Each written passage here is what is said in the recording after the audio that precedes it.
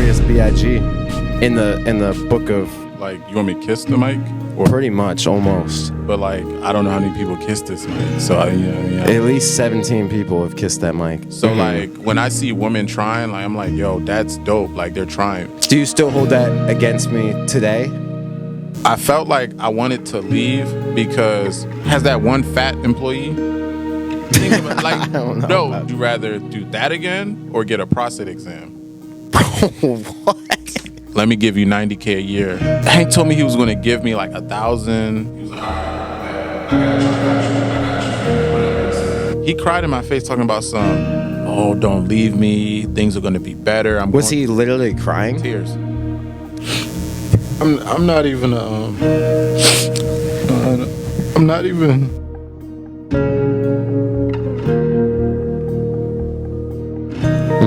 Like she.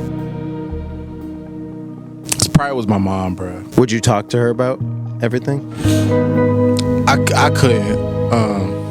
I talked to my mom, but I couldn't tell her everything. I told her what I always say I'm broke. That was an interesting combo. And then you. Let's bring some alcohol out.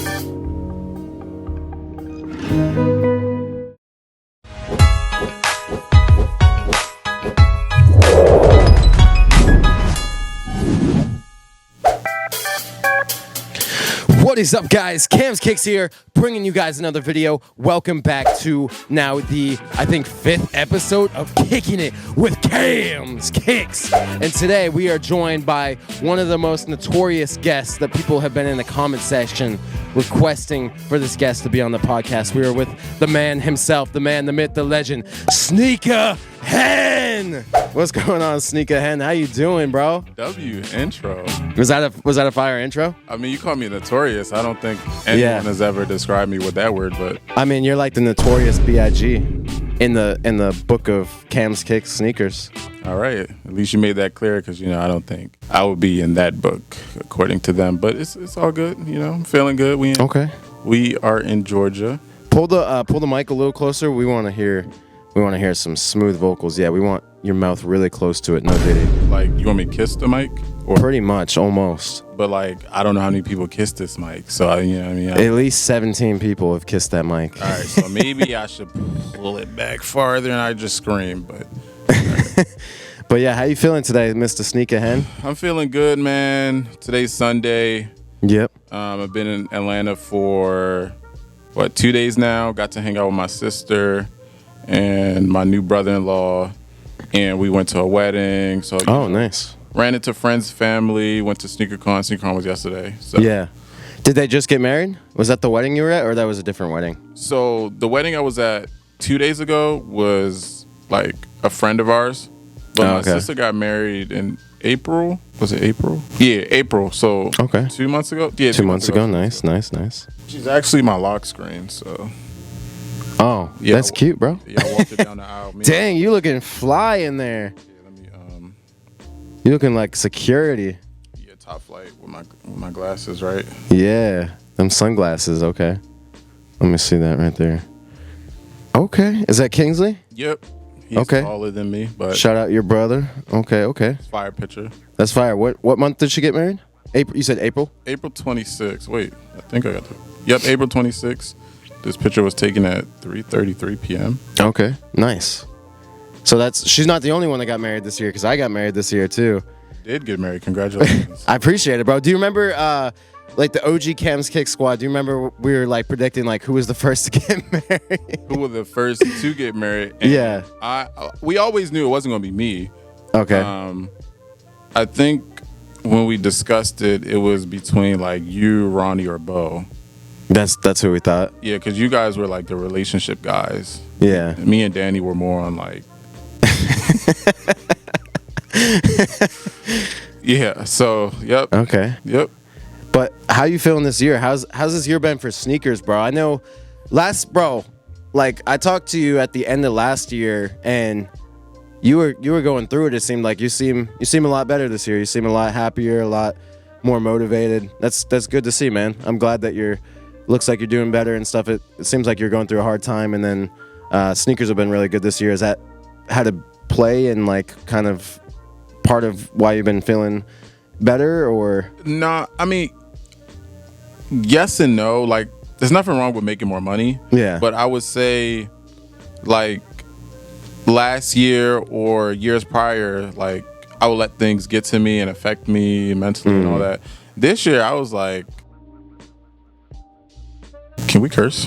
I knew you were about to curse when you stopped. I was like, let me stop myself. Bro, this is Cam's Cakes raw and uncensored. You can say whatever you want. Bro. All right, so this year I was like, I don't give a fuck. Like, I don't let things get to me, or if something happens to me, like, all right, 30 minutes, we're done, we're moved past it. Like, I don't got time to be feeling down for 2 weeks, 3 weeks. Like, shit happens, get over it.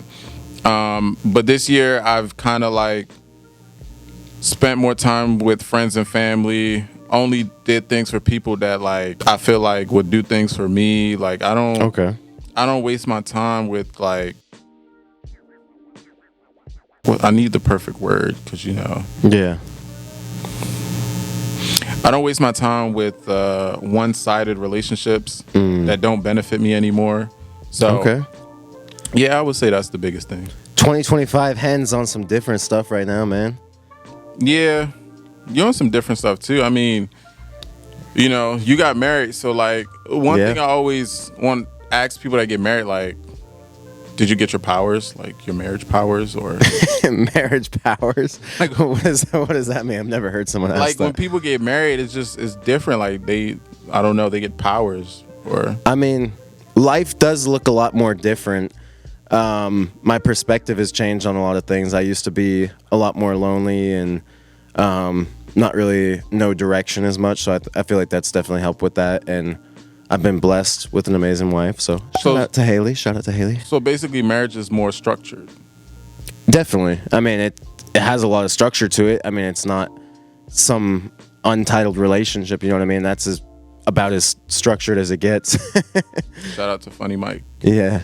Favorite word is structure. Yeah, but one thing I've always respected about you, bro, is that like you never seem to like hold grudges with people or burn bridges. Like, you've always been cool with people like throughout the years. People know I was going through some bad eras in my life and was burning bridges and stuff, but now I try to be cordial with people and just do my best to mend things. And I try not to let things get to me as much anymore as well too. So that's something I've been working on and just been trying to just let it fly if something happens, you know what I mean? So I feel like it's always best to just keep it moving, keep it cool, and if something happens, you know what I mean, not let it get to you too much. So yeah, I would say, Switzerland could have been my nickname, honestly, because you're neutral. Yeah, I'm cool with everyone. That was actually good for some history people out there. Yeah, like I feel like for me, I'm gonna give you a round of applause for that. Yeah, that was good, bro. But nah, in all seriousness, I feel like for me, like, I'm cool with everyone, and if someone does something that I don't agree with, I kind of just take a step back. Okay. I might not like talk about it. I might not crash out over it. I just take a step back, see how things play out, see if the relationship will get fixed, or just see if like I'm going to step even farther away. So yeah, Switzerland is my nickname, Why do you think we've still kept somewhat in contact? I mean, throughout the last 4 years, I think I've known you about 4 years now. Like, we still keep in somewhat regular contact. I mean, we're not talking every day, but still here and there. I honestly don't know. I feel like if we go back in time to like when I met you, yeah, it was more of, I didn't look at you as Cam's Kicks. I'm such a fan of Cam Six. I need to meet him and tell him. I look at everyone like regular people. So like, even if I was to meet LeBron James, as soon as I walk out of here, deep down I'm gonna be like, oh shit, that's LeBron. But I'm not gonna, LeBron, can you please sign my jersey? Can you take a picture? Can you lend me $10,000? You just signed a 1-year $50 million contract with the Lakers. I'm not that type of dude. If I come across someone and the opportunity presents itself to, show that I'm tapped in with you and I know more about you, I'll do that. But if not, I'll just stay like chill, like I just like that. But so that has an effect of why we haven't ever like distanced ourselves from each other. No, you know what? I feel like we're cool because I said, cool. I feel like we're still friends because we can keep it real with each other and not take it personally. Like, that's true. There's people that we know that it's like, bro, this is real life. Don DeMarco. You don't got the Don DeMarco joint? I don't even know what that is, bro. You don't, bro. So like, I feel like I hear, like in memes, like when you say something, they play that siren and it's like Don DeMarco. I don't even know who Don DeMarco is. But yeah, like in life, like there's people that like friends, family members, people, associates, employees, whatever. You say something to them and they're like, why would you say that to me? Are we not? You're my friend. So you think people get offended too easily nowadays? Everyone is offended by everything. Yeah, I agree, bro. I agree for sure. There's a quote. I can't remember the exact quote, but it's offended by everything, shameful for nothing. But it's not the shameful part. I'm saying the wrong word. If I find it, I'll tell you. But. I get what you mean. I mean, I feel like people get offended by pretty much everything nowadays. So it's like I respect people more so that just keep it real and tell you how it is, other than like just trying to hold behind some type of persona and just have this ego, you know what I mean? Yeah, I would say also when we met, it was more on like a business level. Yeah. So our friendship dynamic isn't going to be like someone I known since I was in kindergarten. Okay, so that's true. If we meet on a business level, if you say something to me I don't agree with, in business you don't always agree. Yeah. So I'm not going to take offense to it. Right. You know, like I'm not going to. Like, let's say you presented me an opportunity and I'm like, and you're like, oh, Henry, I think you should join me on this thing. Like, we both can be millionaires off of this. And I choose to decline. Yeah. I mean, I don't think you can be mad at that because it's like, you know, business is people going business. Yeah, business is business, you know? Is there a time specifically that you can think of? Because we're going to get into some stuff. We could be real. We could talk about how we felt during certain times in period during like different transitional stuff that happened. Okay. Is there a certain time that you felt like you did want to distance yourself? Because I know you said that like when it gets to a certain level that you want to distance yourself. Was there anything like particularly in our relationship, either as friends or business or whatever that might have been? Oh, for sure. Okay. For sure. Several times. What was something I would that you can say think of? When we worked, I'm saying we, like, yeah. Do you say you worked at Cam's Kicks, or like, or do you say you owned it? Like, cause I mean, I worked at Cam's Kicks. You worked at Cam's Kicks. All right. So I mean, I owned it, but it doesn't mean I didn't work there. You're right. All right. So when we worked at Cam's Kicks, when the Instagram thing came about, when you was acting like. Yeah. I don't even want to say the word. Yeah. But you was acting weird on Instagram. I'm like, Cam, what is this? So it was just like. I remember that. Yeah, that was like the Sneak City thing I didn't agree with because like sneaker reselling is male dominated. So like when I see women trying, like I'm like, yo, that's dope. Like they're trying. Yeah. And the thing that like people might not understand is, yeah, you might see a woman selling sneakers, but every male isn't going to be a customer. Some of them is going to pretend to be customers because they're trying to get at the woman. So it's just like a woman trying to be a sneaker reseller, she's already at a disadvantage. Yeah, that makes sense. Do you still hold that against me today? No, I don't give a fuck. Okay. So that goes back to like you don't hold things against people. Yeah. Because I mean, at the end of the day, when you made that Instagram thing, you dropped your apology video. I was like, all right, we moved past it. I mean, people kept talking about it, but that's on them. Yeah. You owned up to it. I mean, it's interesting, like the world of social media. Like you see, like even like Logan Paul, like he did one of the worst things on social media ever. But then, bro, he's a multi-millionaire, like tens of millions, if not hundreds of millions net worth now. He's not a billionaire by now? I wouldn't be surprised, bro. I wouldn't be surprised. It's crazy. So it's just like, I don't know. People do dumb things in their youthful age, and not that anything that I've done is excused or anything like that, but I feel like I've been trying to mature and get better. And I mean, it just goes to show, like, I was just this 18-year-old kid that was running a sneaker store and filming videos back in COVID, and then now it's 4 or 5 years later and I'm married and trying to be more wise and gain wisdom from some of the mistakes that I've made. So it's just all about progressing and learning from your mistakes in life is what I would say about that kind of. And people make mistakes. I don't think everyone should look at a person or an influencer or whoever it might be and hold them to those mistakes for the rest of their life, because people are going to make mistakes. Just some people are under a spotlight and some people just do it in the dark. You know what I mean? It doesn't really make it any different. And going back to what you say, I agree. Like I don't look at celebrities, I haven't for the last several years, as like, oh, they're these all high mighty people. Like at the end of the day, we're regular people, you and me, whoever it might be, anyone. So it's like I try to look at it that same way. So I like that you were saying that. So this is how I look at celebrities, right? Yeah. If I poop and I know they poop, oh, we on the same level. Like if you don't poop, like you're not a normal human being. Like everyone poops, right? I mean, so, yeah. The only difference is they might have more followers on Instagram, they might have more money in their bank account, or they might have more like opportunities and networking, but they're just regular people. Yeah. But back to what we were talking about, like, you said the tough times in our relationship. Yeah. Those were two. I would say there was one, I think two more. So you remember when I think you were about to move to Dallas. Okay. And you were about to open the store, and then you had asked me and Ronnie, like, oh, how much do we want to get paid? You were trying to give us raises. Yeah. And then me and you were negotiating, and you were like, oh, I'm not worth that amount. I said that specifically? I don't know if you said that specifically, but you said it in a way that it was like, oh, I'm not worth that amount. And I took offense to it. But then over time, I realized like our relationship was still new. So you didn't know every single thing I could do for the company yet.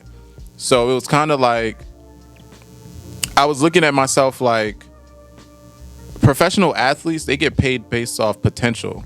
Yeah, so that's true. They might have not made the company $1 billion, but they're going to pay them $100 million because over this next 4 years, it'll be worth it. You know what I'm saying? So I took offense to it because I knew how much stuff I could do. That kind of wasn't my role at Cam's Kicks yet. So there was no way for me to really show it. So you know what's interesting? I totally get what you're saying, but what's interesting is like if you look at a deal in like Shark Tank or something, like people go in, they want their company evaluated at this crazy evaluation and think that their company is worth millions, but then they're brought back down to realism, and it's like, well, they think that they have this potential, but then at the time it's like kind of assessing what their company is currently worth. And I don't know, this might be a weird comparison, but not to say that you didn't bring that value or whatever it might have been, but it's like maybe that's just trying to think back to maybe that's where my mindset was at the time. But what do you think caused you do you think that was part of what caused you to go from working with me to then starting your own semi-venture, I guess, and partnering with Hank? Like what kind of caused that to spiral down and go to like such a different direction, basically? I think the biggest thing for me was right before I left, I felt like you were so focused on the Dallas store that you were tying me and Ronnie's hands. Like people were bringing us pairs. Yeah, we were hitting good margins. We were making. We couldn't afford to buy the pairs because we had all the money was being spent on the Dallas store and whatever was going on and all this other stuff. It was just like the store, the York store specifically itself was making money. It just due to other circumstances, it was just like, I don't know, it was a lot. But also I just felt like I wanted to leave because even though the store was open, was our hours like 11 a.m. to 6? Yeah, I think the original York store hours, I think they were 11 to 6. Yeah, I think that's correct. For some reason, I couldn't stop working. Like you told, like you and Bo would say like, hey, like you don't have to respond to DMs and all that. But for me, I'm just the type of person like, hey, we might have posted this shoe on a Camp 6 page at 4 p.m., let me check my phone at 7 p.m. Yeah. Let me check my phone at 8 p.m. Let me check my phone at 9 p.m. That's interesting, yeah, because even now, like, just with this current store, the funny thing is, like, people always think York was my most successful, and I would say that's definitely what made me, and that's my roots, and what really kind of, like made me to the person that I am today. But I would say, like, this store has been the most successful, because this, technically, in like, I can't even talk. Like, like technically speaking, this one's been open by far the longest. Because York, if you really think about it, it was only open about a little over a year. Yeah, this one's been open almost 2 years. So super blessed for that. Super grateful for all the support for this store here in Georgia. But yeah, like even now, like I'll post shoes because the whole day I'll be buying from people, packing up orders, that type of thing. So then I'll end up posting shoes at like 4 or 5 or whatever that we bought that day. But then by the time the store closes, because we're closing this store at 6 as well, I'll get home and it'll be like 7 or something like that. And then even to like 8, 9, people are still on my Instagram messaging me. So I'll be like getting sales all night. And a lot of the online sales that we get are actually after the store is closed. I feel like that's when people are more actively buying for whatever reason. So I'm like, okay, I work for a company. I don't have an issue with no one, but because of my work ethic, I can't stop working. I might as well just work for myself. Like, if I'm going to be working, like, let's say I'm up 17 hours a day and I'm always on my phone negotiating deals and talking to people and selling and packaging, shipping, all that, I might as well just do it myself because, like, no job is going to make someone a millionaire. Like, it's possible, but I would agree for the most regular part. Job. Like, professional athletes, that's a different category. But the funny thing is, if you get a high enough income and you're frugal enough and save and invest correctly, I mean, it's definitely possible. It's not going to be an overnight thing. It's going to take many decades, a lot of times. Let me rephrase my sentence. Yeah. No job is going to pay you $1 million to do regular stuff. So it's kind of I would agree with that. Let's say I made $100K a year and I lived off of $30K and I invested $70K and flipped that $70K into millions. Okay. That's something I did. Yeah. So it's like the company didn't make me a millionaire. I used my salary to. You utilized like the opportunity that you had. Yeah. Okay. I agree with that. So it was just like, bro, I just could not stop working. And on top of the not stop working, it just felt like our hands was tied. So I was just like, you know what? I'm going to leave. And I was just going to do my own thing, take some time off of sneakers because I don't know if I told you this, but when you offered me the job, I had a job at Amazon. Right, when I first ever offered you a job, yeah. I was an Amazon delivery driver, and my friend Kenny, he got into a car accident, like a really bad one. Oh man. So I went to help him, and when I got to the scene, I'm like, this is crazy, you're alive. So I took pictures and stuff. And I didn't feel like going to work the next day. I wasn't like depressed or anything. I just didn't feel like going to work. So I texted my manager, hey, I just got into a car accident. I need a couple days off. So them couple days off, one of the days I went to your store, you offered me the job, and then I just never went back. That's why I feel like I'm a firm believer in everything does happen for a reason. Do you believe that as well? Yeah, for sure. I technically didn't even quit. Crazy all about timing and like how opportunities present themselves and like some of the worst moments and terrible things that happen, but then right after it's like, wow, if this didn't happen, then this would have never happened. It's crazy to think about it like that. The time I delivered for Amazon is during your work hours. Yeah. So I probably wouldn't have been able to come to your store unless it's one of my off days. Wow. But that's really interesting. I don't know if you ever told me that. That's pretty sick, bro. Yeah, and on my off days, bro, I don't think people understand this, but Amazon delivers in any weather. So in the summertime, in that heat, bro, I be so like physically tired that when I'm off. How long did you do that for? Bro, to be honest, I thought I only worked for a couple months, but I think it was longer than that. I think it was like over a year. No, actually it might have been shorter. I gotta look back. But that chapter of Amazon in my life, I keep trying to forget, but it definitely helped me be the person I am today. Yeah, Again, any opportunity or anything that happens in life, I feel like as long as you can learn something from it, it's worth it. That's something I wanted to talk about too, like how we met, but you kind of went over a little bit. I guess we can get a little more into depth with that. So you're working at Amazon, and then you stumble upon our store. How did you first hear about me, and then we could talk about how you were presented. So the job. I don't know exactly how I found you, but I love watching sneaker content on YouTube. I watch so much YouTube. That's one thing me and Cam bond about. We watch a lot of YouTube. Like all genres.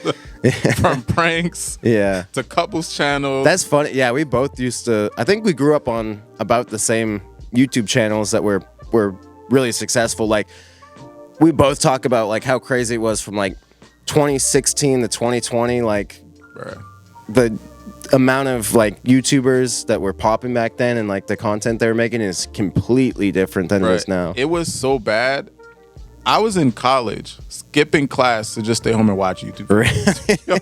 I wasn't doing all that now, but bro, I was like, it was bad. Like I was watching. I remember one day specifically, I watched a FaZe Rug video, and I was like, oh snap, I forgot to watch that one. So I started watching that, and then I clicked over, watched some Brawadas, and then I clicked, and then the day was going. It was like time to get ready to go to class. And I'm like, I don't even feel like it. I don't feel like it. Well, that leads us to what's your world famous line? Your line that you always say about college, bro. This is a world famous line that you always used to say.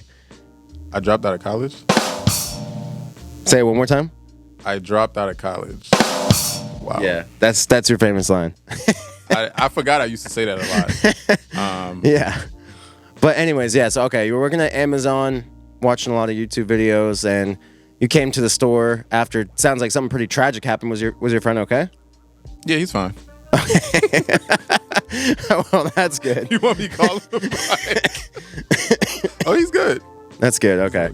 Got you. No, but I came to your store multiple times before. Oh yeah, that's true. So the first, this is back to like, how I don't take offense to stuff. Yeah. So the first time I came to your store, because I'm thinking as a content creator, I'm like, like I came in, and you film content. Mm-hmm. So I was trying to like look at everything to see what I wanted, because I had some shoes in my trunk. So I was like, let me see if there's anything I want, to see if I want to trade what I brought in my trunk or just buy it out or just sell you it. So I think I walked up to you and was like, hey, you don't have to record me right now because I'm not about to do a deal.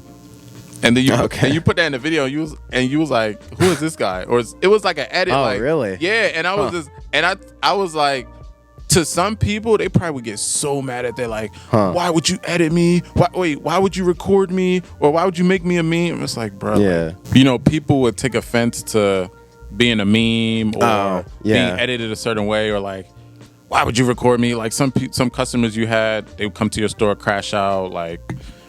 But that even still was happening, even like the last several months. People didn't want to be on camera, and you know what pissed me off about that? So you would come into the store and say, hey, don't film me. So how did you find out about me? Because you was watching me, right? So I film. I'm not trying to embarrass anyone. I just film because it's marketing. This is a part of my business. If the video gets only 100 views, maybe the one of the viewers like, I got some shoes to sell. Let me go to them because I know they buy. Yeah, that's very true. I always love that. It's like you can get paid to monetize yourself, to advertise yourself. Exactly. It's a really cool concept that we live in. So it's just like, that was so annoying. But I mean, hey, that's funny too, because even like I don't think I got him on camera, but even like Dante, shout out to Dante. He's an amazing employee that I've had, and like my brother for the last year and a half. He came in the store a couple of times, but we never really connected and anything like that. I didn't recognize him or anything until actually I've hired him, and he's been the longest I've had an employee as well, because this store's been open for longer than any of my other stores by far. But it's interesting. I don't know why I'm so bad with like remembering people's names and faces sometimes. I don't know if it's just because I see a lot of people or I just have a bad memory, but it's funny. You're the complete opposite. I feel like you remember people like everything way too good. I remember everything. Like, yeah. I remember what this girl was wearing yesterday at Sneakerhen. Yeah. So, yeah, obviously you remember coming into the store before I even hired you. But going back to that, that was pretty interesting. Like, we had never really done something like that. So people know the original employees. Shout out to them for helping make Cam's Kicks what it was. But the first employee I ever had, we can talk about this story a little bit. I was gonna hire Bo. He was the first person that ever came in when I said I was hiring.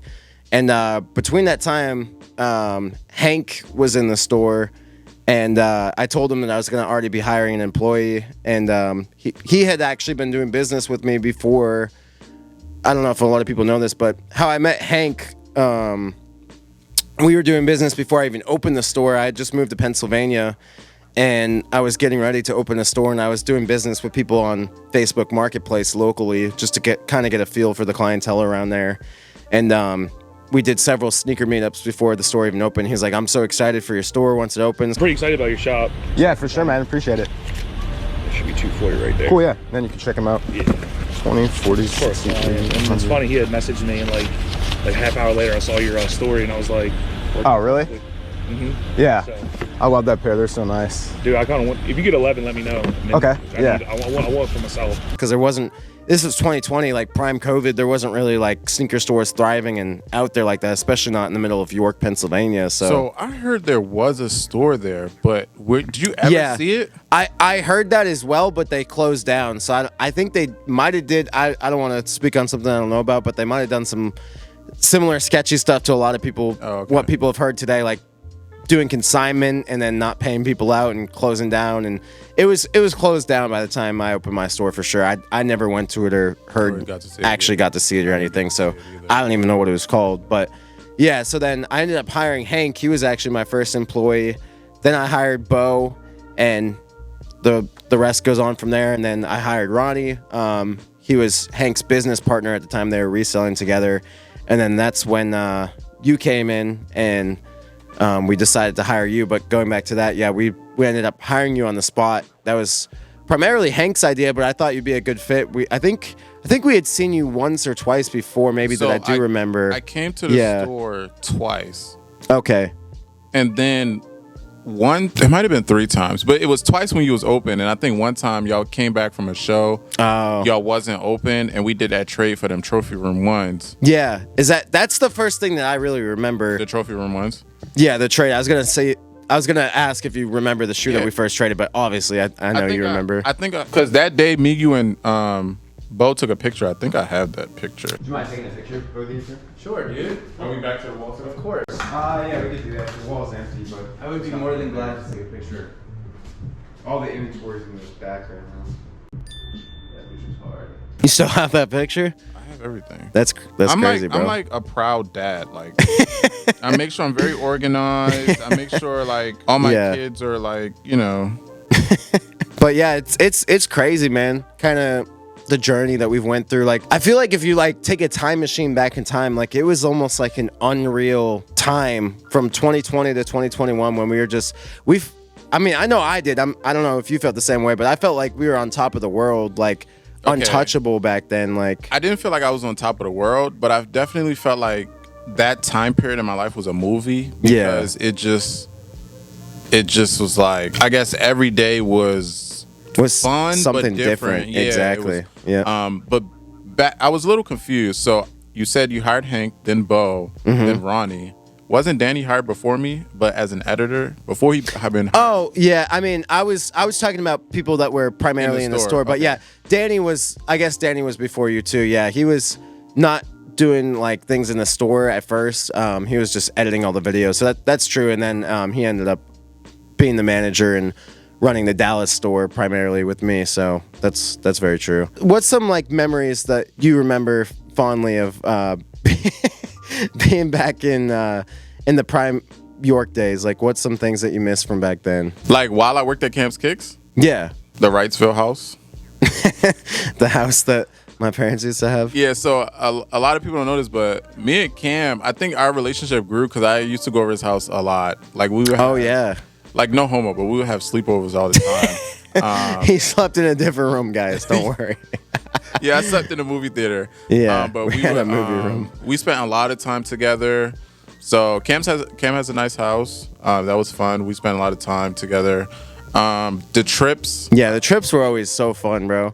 Now I feel like people loved watching those videos the most because the most random stuff would happen. Yeah, like when we all yelled at Kaylin on the way to Charlotte. I was thinking that's funny. I knew you were gonna bring that. What else happened? When we came to Dallas for SneakerCon. Yep, that was crazy. What are you laughing at? I'm just laughing. What else? I'm trying to think of every city we traveled to so I can bring up a memory. Okay. So I remember a sneaker exit Charlotte. We went to Dallas. Yep. I never went to San Diego with you guys. I never been to Kobe Swap Meet. What else? New York. I never went with you guys to New York. No, I was trying to think of where some of the other trips that you went with us. Did we ever go to Florida? I know y'all went, but I think we did. I don't know if you were there. Vegas. Oh, Vegas was a movie. So here's my thing with Vegas, right? Yeah. I feel like Vegas is what changed Cam's Kicks forever. You know, that was the only time I've ever been to Vegas. I haven't been back since. Really? Yeah. The first time I went to Vegas, I was like 3. Oh, really? According to my mother. Interesting. I was like a baby my first time in Vegas. I'm like, why would y'all bring us here? Yeah. But like my mom and my dad and her sister and her husband, like they were trying to do grown folk stuff. So I guess we was in Vegas. Huh. I don't remember it, but she has like baby picture evidence, like limousines and all that. Okay. But the first time I remember going to Vegas specifically, I was a student at Morgan State University, and there was a Where was that? Morgan State University? Yeah. It's in Baltimore. Oh, okay. I was gonna say that's what I thought. Okay. So they had a fashion program, and I was like really interested in fashion. So they have a fashion convention in Vegas every year. Okay. So that was the first time I went, but I was a minor, so I could only be there for fashion stuff. I couldn't like go out and have fun like the rest of the people, because you know colleges, you got people that's 18 to 80 years old, so it's every age. But I would say, I think after that, after that trip, I went to Vegas when I turned 21. I got drunk. I was wearing a white shirt that day, ruined the shirt. I got Fat Tuesday, so I had some red. I think I spilled some of my red Fat Tuesday slushy on that shirt. So I don't. All I know is that night is kind of blurry, but I remember I went to Vegas. Then in January of 2020, me and my brother went to Vegas. Oh, so you went right before. And then the world shut down. It was like, I'm glad we did something. But then we ended up going back. It was sometime in 2021 for sure. I don't know what month it would have been. I have no idea. But I think it was warm, but it wasn't hot. Like it wasn't like summertime. I don't know. I could pull it up and figure out what it is, but I don't think it really matters that much. But so the reason I said I felt like Vegas changed like Cam's Kicks forever is because that was a very transitional period. Like there was some stepping stones right there. So where do you think I was going with it? Oh man. So I remember briefly. My memory is so bad, but I'm trying to remember back to those days. I remember. So the whole team went to Vegas, and this was when something very kind of controversial / like I don't even know what the word is, but like there was a big argument that happened, and it was between Bo and Henry. I'm sure we've said something. You can't say Henry because you have to say Hank, because people always confuse you about Henry. We'll talk about that in a second, but let's keep talking about this real quick. So Hank and Bo had a huge argument. I definitely remember that. I witnessed it. I was there in person. We did the pop-up in Vegas, obviously, and we brought some shoes there to sell. It was a really good pop-up. Shout out to Bo's mom. She kind of helped facilitate that. She did some type of work in the hotel industry, and it got like a banner in there and like our name on windows, like vinyl signing. We went all out. That was one of our best pop-ups.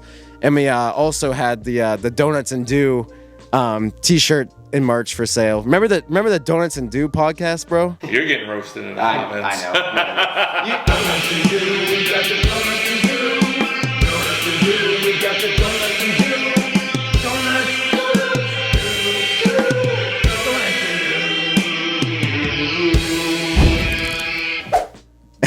I still have the T-shirts.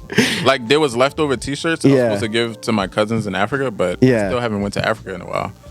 So they're just sitting in my garage, I think. Yeah. All right, hold on. We'll talk about that in a second. But yeah, anyway, so we had just bought a big collection in there. Shout out to Fabian. I actually remember his name because he still does business with me sometimes. He had sold me pretty much all of his collection that he had at the time. I think it was like size 11 and a half. Yep. So even you remember. And he had like, I think it was Igloo Jordan 1s, the Art Basel ones, like crazy stuff in there. And he had a pair of reverse shatter backboard Jordan 1s. 2.0. 2.0. Yeah, the 2.0s. And Hank really wanted that shoe for whatever reason. And he didn't have the money for it then and there. I don't know if people speculate he was gambling or whatever, but I'm not trying to play devil's advocate because, you know, some people say that. I always say I'm broke. Yeah. But I'm not broke. I felt like because he was trying to trade for it, that caused a drift. Because it's like, bro, like, if you really want it, just buy it. Like, I'm the type of guy, like, hey, this is a pop-up. People are coming to shop. Like, if I want a shoe, I'll just buy it. All that trading shit we can do when we're back in York. Right. So, like, you trying to put a shoe on hold for what? Yeah, exactly. You know? And there was a customer in the pop-up, I'm pretty sure, obviously, he was a subscriber and a fan of the channel. And he was interested in a shoe. I don't know how interested he actually was. Not really relevant, but... he was interested in that specific. Yeah, and he was talking to Bo about it, and Bo was like, Cam, are these for sale? And then Hank was like going back and forth with Bo, and he was like, no, they're not for sale. I already told Cam I'm going to trade for them when we get back to York. And then he asked me, he would always put me in like these weird, uncomfortable, like, what's the word? Predicaments. Predicaments, yeah. And I was just, at the time, probably 19, 20 years old. So I was just starting to learn how to handle business. So it was kind of difficult to put me in these confrontational situations. And he was much older, in his mid 30s. Much bigger. Yeah. Much bigger too. Yep. He was like, I don't know, 35 with whatever, however old he was. But, and he was just had this very kind of aggressive look. And he was like, Cam, these are for sale. These aren't for sale, right? And I was like, and I went against him, and I was like, I mean, yeah, bro, they're for sale until we get back. And then I don't know exactly what happened. I don't know if did you witness this too? I was right there. Yeah, you were there. Okay, cool. Something happened between Bo and Henry. They were always they were always button heads. Yeah. So basically, the shoe was like, you see how there's shoes behind me. Yeah. So the shoes behind me would be like if he was put the shoe on hold. So Bo walked over, grabbed the shoe, and was showing it to the guy who was interested in buying the shoe. Right. So as he was showing him the shoe, Hank comes over, do what he did. And I think because of what he did, and that caused that drift to like, all right, we're going to change up this company. Everyone's going to get different roles. People are going to get let go, et cetera, et cetera. So I felt like that day changed everything because kind of monumental to the downfall, to be honest. How was that the downfall? If anything, it was a start to it. No, if anything, you don't think so? No, if anything, that should have been the accelerator to our greatness and our potential. Because removing Hank from Cam's Kicks put all of us in the same age, like we're all around the same age. We're all young. Yeah, I mean, we were all in our 20s at that point then. Yeah, it would take away like that dominant father figure type of role that it's like, if you like, we all had, well, let me not say we all had fathers because my father passed away, but I'm trying to say it in a way it's like, we all know people that are older than us, like our uncles.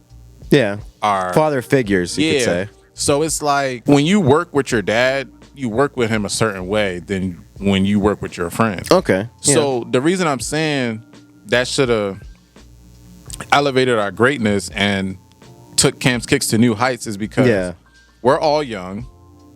We're all friendly to each other, and none of us are scared of each other. So it's like, it should have made working together comfortable. It should have made working together easier. it should have made everyone less like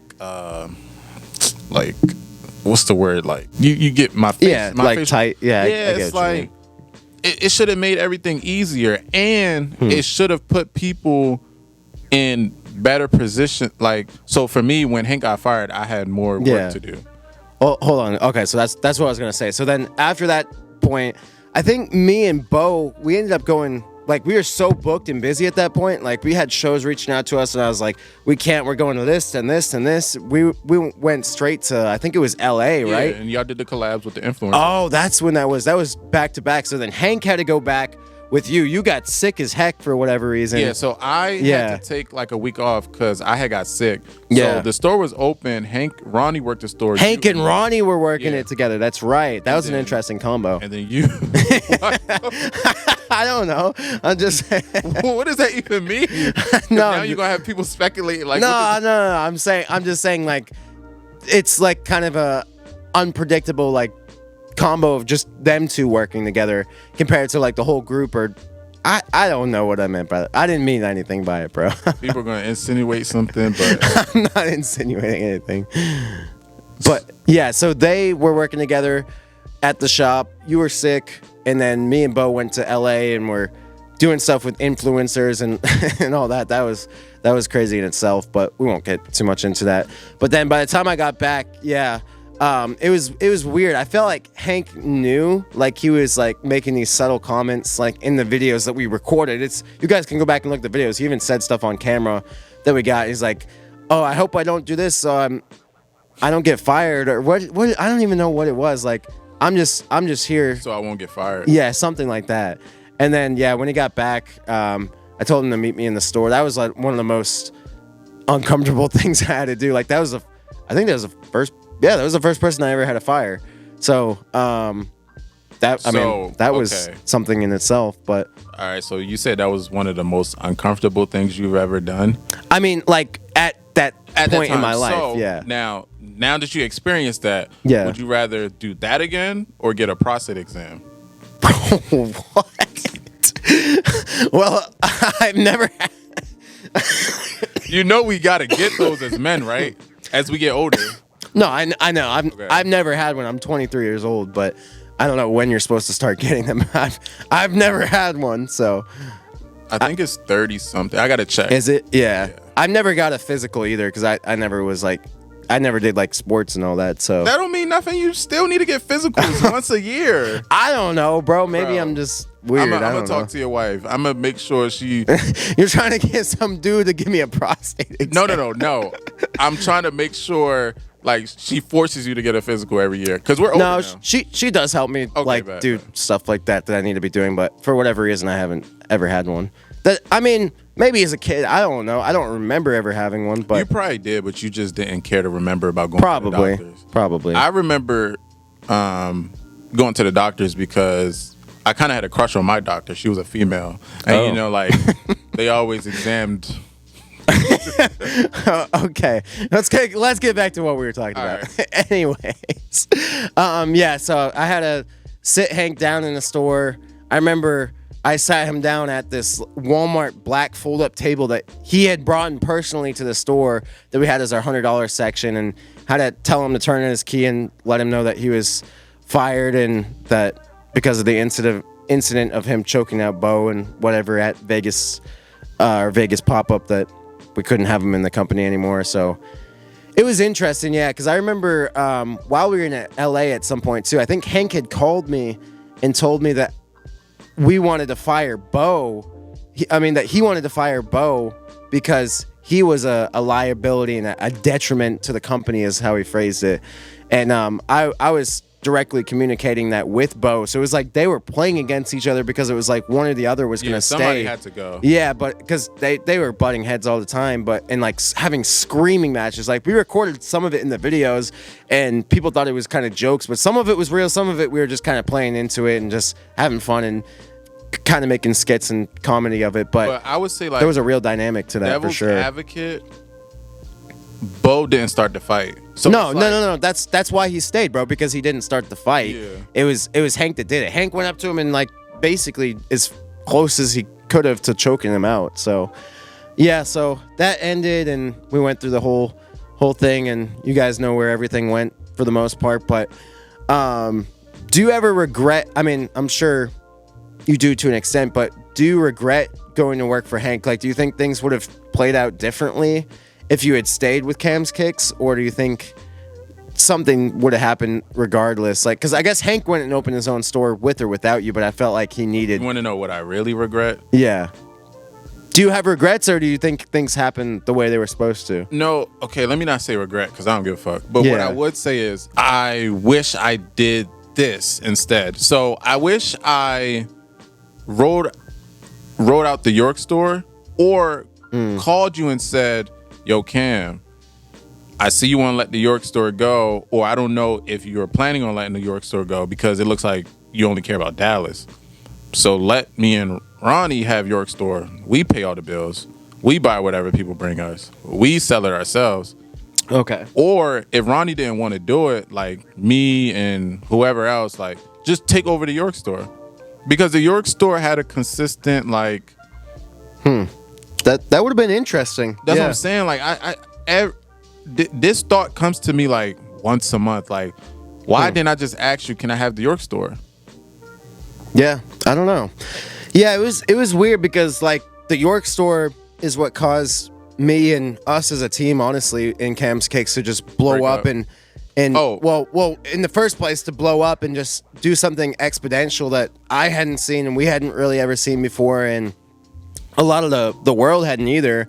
But then I just kind of had such a big head and ego at the time. I mean, I can admit it now because I try to be a lot more humble and learn from my mistakes, but I thought I was unstoppable and just on top of the world. So I was like, okay, we can go to Dallas, this brand new city, and open up this bigger, almost mega store in our terms and do it much nicer, and it's going to be successful and pay 3, 4, 5 times the rent, whatever it was. I don't remember how much it was, but obviously I was clearly wrong, and just had to learn that the very hard way. And I should have just focused on continuing to build the York store and building that up, but just wanted to take this extra step and try to see if I could do both of it. But yeah, then I was just kind of having my focuses just on this new thing that I was trying to build when I should have just focused on what made me and going back to my roots. So that's definitely something I thought of and wish I could have done differently. But at the end of the day, I can't have too much regrets about it because it happened for a reason and it's made me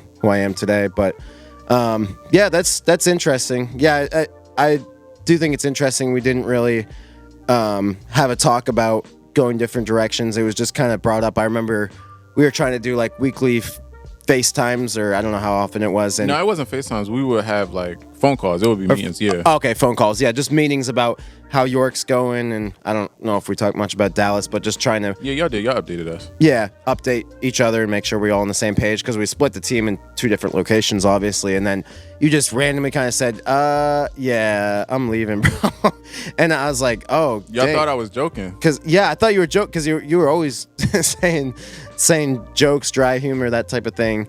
And yeah, then you told us you were serious, and I was like, wow, I did not see that coming at all. And then I was like, bro, he's not gonna go work with Hank, because Hank had opened up his own store at that point, and I wasn't really cool with him, and he would go in and do stuff with you guys, and I was like, it's kind of pushing the line, kind of weird a little bit. And then you said that you were going there, and I was like, but I thought the whole reason, because that's why he was going back to why he was sleeping over at my house and stuff, because he was commuting from Baltimore, or I mean somewhere within Baltimore, but in Maryland all the way to York every day, and it was a long commute. And I was like, dang, that's why I was confused a little bit, because I was like, you're still gonna do that, but not with us. You're gonna go work with Hank. And I was just like, all right, bro, I mean, no hard feelings, it's business at the end of the day. I'm gonna let you do your thing, and either you're gonna succeed or you're gonna also find out the hard way and see how it turns out. I definitely found out. We all know how it turns out. Yeah, definitely found out the hard way. But what I would say was, when I left, I just left to either do my own thing or do nothing. But okay, a lot of you guys never worked with Hank, so y'all don't understand like how aggressive he is. Bro, this dude will call me every day, sometimes twice a day. Yo, I need you a part of my team. Like, you know, that type of thing. Selling me to join him at Sneaker Tech. Very manipulative, I guess. I wouldn't say manipulative. He sold me a dream because he knew how much he was paying me, so he offered more. He offered this. He offered that. And did he ever pay you more? He paid me more, but I never got paid off YouTube.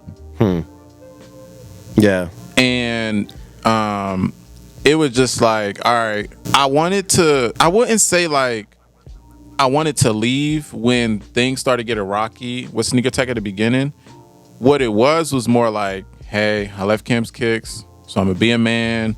This is where I'm at now. I'm gonna just try to figure it out and get through red flags. So were you not gonna immediately go with him as a backup plan, but you were gonna go on your own? But then you told him that, and then you're like, you might as well just go with him, or? So I was gonna just be like a full-time reseller. Okay. But that's it. Like, just be a full-time reseller in Maryland. Go to sneaker shows, get pairs when they dropped over the weekends, and that's pretty much what I was gonna do. So I can just be closer to home, and I won't have to keep driving to Pennsylvania just for a paycheck. Right.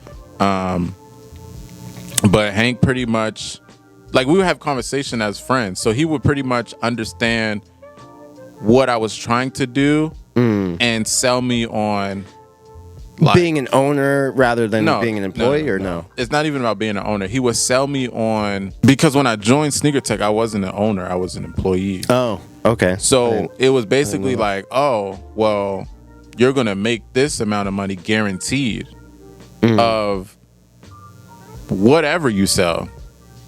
So let's say, like, if I wanted to make $150,000 a year, but like me selling sneakers, like on Instagram myself, I only can make $60K a year off of that. So then my friend is like, oh, let me give you $90K a year. So you're talking about your friend offering you $90K or something like that? No. The numbers are just made up numbers, but I'm just giving you an example, right? Okay. So let's say, like, hey, I told my friend, like, ideally, I want to make like $150,000 a year. You said that to Hank? No, but I'm saying, like, you're talking to a friend, right? Right. You're just talking about life and your goals and how much you want to make and, you know, stuff like that. So let's say you want to make $150K a year. Okay. But you're only making $60K a year. So if your friend that offers you $90,000 to put you at $150K, so if you stop doing what you are doing to make that $60, at least you're making more than what you was making before. And these are just random numbers? These are random numbers. Okay. Bro, you couldn't afford me to pay me fucking $90K. I don't know. On, bro. I don't remember what the numbers were. You've seen that mall. Like, come on, man. Yeah. Like, hell no. I was not making $90K. I wasn't making $80K. I wasn't making $70K. Yeah. Let's. Okay. So that's what kind of enticed you to do that? It was kind of like, okay, me being a full-time reseller, right? There's no guarantee in anything. The only guarantee is I can buy product. So you like the stability to it? Well, I'm going somewhere with it. So being a full-time reseller, I've never like been a full-time reseller. I'm talking like no job.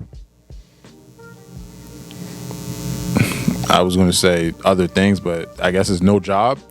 And no job and no job. Yeah, because before I would always have a job and I'll still be a reseller. So I'll be making double income. If I want more money into the business, I'll just work more hours at my job to get paid more to spend more on sneakers to keep building up that capital. But now I already got fired from Amazon because I was working for you for however long it's been. So I'm jobless. Right. So now that I'm jobless, I'm going to be a full-time reseller, but I haven't done it yet. So he pretty much convinced me to join him versus figure out what I would have been worth or figure out how much I would have been making my own. He pretty much offered me more than what you paid me to join him for stability. And also like whatever we made on the YouTube, since I'm going to be in the videos, he would have gave me a third of that. Okay. So on his channel or your channel? His channel. My channel was right. fairly new. I mean, his channel wasn't nothing that. I mean, his was new too, though. Yeah, he just started it after it wasn't nothing crazy. Or got fired. Yeah, it wasn't nothing crazy, but he knew every video I was in was his most viewed stuff. So it was like, okay, I'm gonna make more money off of YouTube. I might as well entice like give you a part of that because you're the reason I'm getting these views. Yeah. Well, us together, I guess. But what do you think it was like? Why do you think like people liked seeing that so much? Like Cam's Kicks employees like going off and starting their own. Do you think it was people that were like hating on me, wanting to see you guys succeed? Like, why do you think that? I didn't look at it that way, and I don't look at it like everybody wanted everyone to break up and do their own thing. Yeah, like it would be like when we met, I guess, fans or supporters or whatever family, customers, however you want to describe yourself. People would say, "Hey, I'm a fan of Ronnie because I'm Puerto Rican. Hey, I'm a fan of Henry because I love the Baltimore Ravens." They're gonna say because you're black. I'm pretty sure. I don't know. Let me not say that. I don't know. Maybe somebody could have said that. There's people that told me, "Hey, I'm African. Okay, you were my favorite at Camp Kicks because you always talk about being African." Yeah. So all of us, even though they watched the whole Camp Kicks channel, they like to see themselves in someone else. Certain people. Like, no, that's cool. Like Danny and Ronnie had the Spanish people on lock because they spoke Spanish in the videos, helped translate with customers. But you speak Igbo. Yeah, but no one was watching Camp Kicks waiting for me to say something in Igbo. Do you speak Igbo like fluently? No, I don't. But let's get back on track. Hank, I feel like people watch Hank because they would say like, "Oh, Grizzly Bear." Like, yeah. I don't want to be that guy, but have you noticed every sneaker store has that one fat employee? Like, if you really think about, like, I don't know about that. I mean, you ain't watch a lot of content, but like every company, there's always that one bigger guy that's a part of a team. I wonder why. I mean, I used to watch a lot of sneaker content, but like honestly, now I don't as much. Yeah, I don't as much now, but I'm saying back then, like, there was always be like that one big dude, a part of a team. So like I guess Hank would be like the dude that like the bigger guys will watch because there's a lot of sneakerheads that are fat. So people like watching like a certain person that they can relate to. Yeah, that's okay. That's an interesting perspective. Yeah. For you were the young dude that just like yeah, you own Camp Kicks, but you were the youngest. So I don't know if there was fans that the young kids was like, "Oh, I relate to Cam because he's young like me. Yeah. One day I want to own my own sneaker store just like him. I want to be a rebel and not wear a mask." Bo was just like to me, Bo looked like the cool kid, the cool kid in high school. Yeah, like people could relate to it. Like we talked about him being on the basketball team for his university. Yeah. So he was like the cool looking model that people can relate to. Even Danny looked like a model as well. Hey yo, what the so people related to that. It just everyone had a reason why they like this person. Yeah. There's even people that told me like, "Hey, I didn't really like you." I don't know why, but I mean, not with that part, but like for whatever reason, like the OG Cam's Kicks team, like we're all just from different places, different looking people, but just all of us together at some point in time. I mean, obviously it went south, but at some point in time, it was like the perfect like team, and people just loved seeing that dynamic between all of us so much. I mean, it was pretty cool to see. It was something different, and it's amazing. Even like today, bro, it's like I feel like that was so far in my past, but even still, people told me like I was just at SneakerCon Atlanta. We were both there. We saw each other. I'm sure by the time this comes out, you guys already saw the SneakerCon Atlanta video, but I filmed him in the video for a little bit. But people were still walking up to me and being like, "Bro, I used to watch Cam's Kicks. I used to watch Cam's Kicks. Like, you're part of the reason I opened up my sneaker store." And I'm like, it's amazing to hear that. It's very humbling, and it's just like I was just recording videos. Like I never thought that it would amount to something like that. You know what I mean? It's crazy how full circle and the full perspective of how some certain things go. And it got to a point where I went to the gas station closest to my house in Baltimore at the time. The dude, I was getting out my car. Yeah. And I guess that doesn't really matter if I was already pumping the gas or what. But there was a guy and his girl to the car to my left. And they were there for a while. Then eventually he came out the car like, "Yo, I know you. You're the dude from Cam's Kicks, bro. I watched so many videos." I was like, "Oh shit." And it was just like, damn. You know, in my head, I'm like, "Oh, yeah. Well, am I about to get robbed?" But nah, he was just talking about Cam's kicks. Bro, stuff. people still say that to me. So, like, people come in this store all the time because our store is called Souls for Me. As many people know, some people don't know, but I've said in many videos, this was an existing store that we're in now for about 2 years, and I've been here for about almost 2 years now. So it's been here almost 4 years. It's just called Souls for Me. It's not called Cam's Kicks, but my YouTube is still Cam's Kicks. But people come in and they look at me like at least once or twice a week, and they'll be like, "You look familiar, bro. Wait, you're Cam's Kicks. I used to watch you during COVID." And I was like, "Bro, that's yeah. I've been here for a couple years in Georgia now, so it's crazy." And then another funny story. Literally just what was SneakerCon yesterday? Mm-hmm. Yeah, just yesterday. This guy walked up to me and was like, "Wait, what?" A couple people actually did, but they aren't just immediately recognizing me anymore because I'm not as consistent with the content. But I'm trying to get back to it, guys. But anyways, he was like, "What's your name?" And I'm like, "Cam." He's like, "You're Cam's Kicks." And then yeah, he was like, he's like, "Are you on Adderall?" And I was like, "What?" Yeah, he literally said that to me. I was like, "No, are you?" And he's like, "Nah, I wish I was." And he's like, "I'm on cocaine." And I was like, "Bro, what is happening right now?" That was just a random funny story. That but really happened? Yeah, that literally happened At yesterday. Sneakerhen. Yes, bro. There was like 2 or 3 different people that were literally on drugs that came up to me yesterday. So I don't know what people got going on at Sneakerhen. Oh, there was a lot going on at Sneakerhen. I seen these 2 dudes came up to me trying to do that little scam shit. When paying with a credit card, but you gotta manually enter it. Huh. What is? No, I haven't heard of that. So it's like I've heard of a lot of scams, but not so that. Basically, these 2 dudes came up to me. He was like, "Damn, I'm trying to shop, but nobody in SneakerCon is accepting card." I'm like, okay, but then he said something about Apple Pay. You know, like when customers pay, they can tap their phone. Right. So I thought he meant that. So I can do Apple Pay like on my phone. Yeah. But it looked like he just had a screenshot of a card, and he said, "Oh, I have to manually type in the card." So when I hear so it's trying to do like some fraud. Yeah, some fraudulent. Like I feel like he got someone's card information, and instead of swiping it, I guess it can send the location. He was trying to, I don't know, but he was trying to do some shady shit, so I just passed on him. You gotta be careful, bro. There's so many people trying to do fraudulent stuff. I'm very careful. Yeah. Like, I'm not. No, not you. I'm saying people in general. That's not even just it. You remember in Charlotte what happened at the sneaker exit? Why you almost got into a fight, right?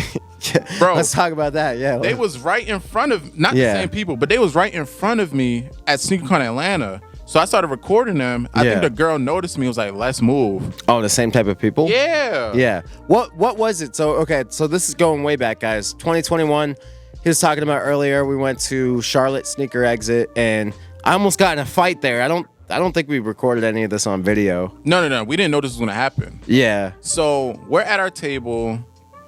This guy is trying to get people to play. I think it's called 3-card Monty or 3 dice Monty. I don't know what it's called. I don't know what it's called, but it's the game where there's like he's holding a little something flat. It's 3 bottle caps, and under one of the bottle caps is like a small ball. So he's like, mixing it around.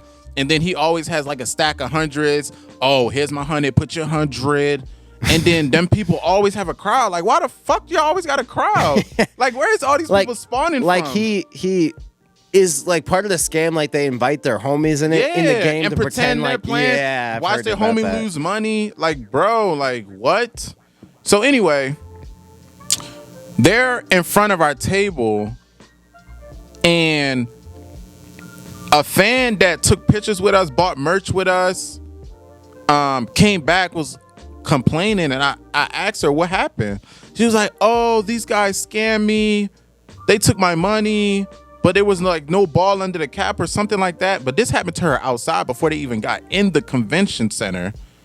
So Cam was like, "I think I told you what happened," and you was like, "Oh, can you just like get away from our table?"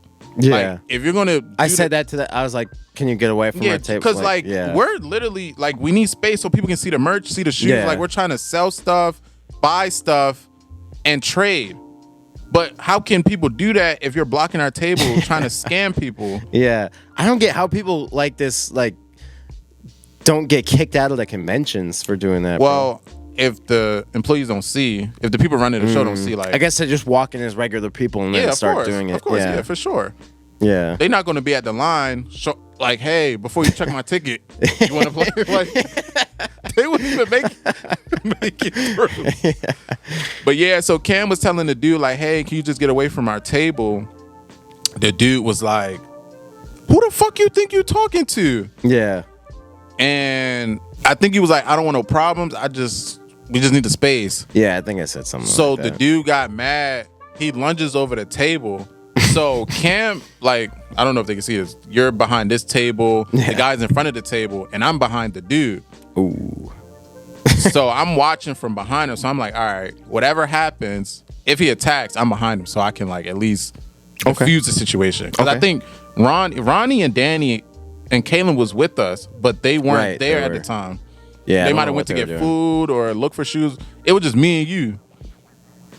So he swung, but he missed. And then he was like, all right, let me chill out, shake my hand. Like, he was trying to shake Oh, yeah, and I didn't want to shake his hand, Cam ain't want to shake his hand. So this dude swings again.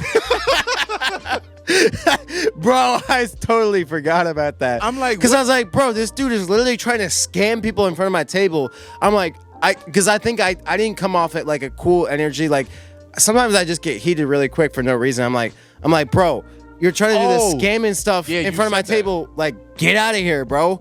And he's like, what'd you say to me? And I'm like, get out of here, bro. Like, we don't want that in front of our table. And then, and then he wanted to shake my hand. I was like, I'm not trying to shake your hand, bro. You're trying to scam people in front of my table. Like, just leave. I think if you shook his hand, he would have pulled you. You think? I think he was trying to get you to... No. I think he was trying to get you to shake his hand, so he could have pulled you across the table and dragged you. And then that would have been crazy. Yeah.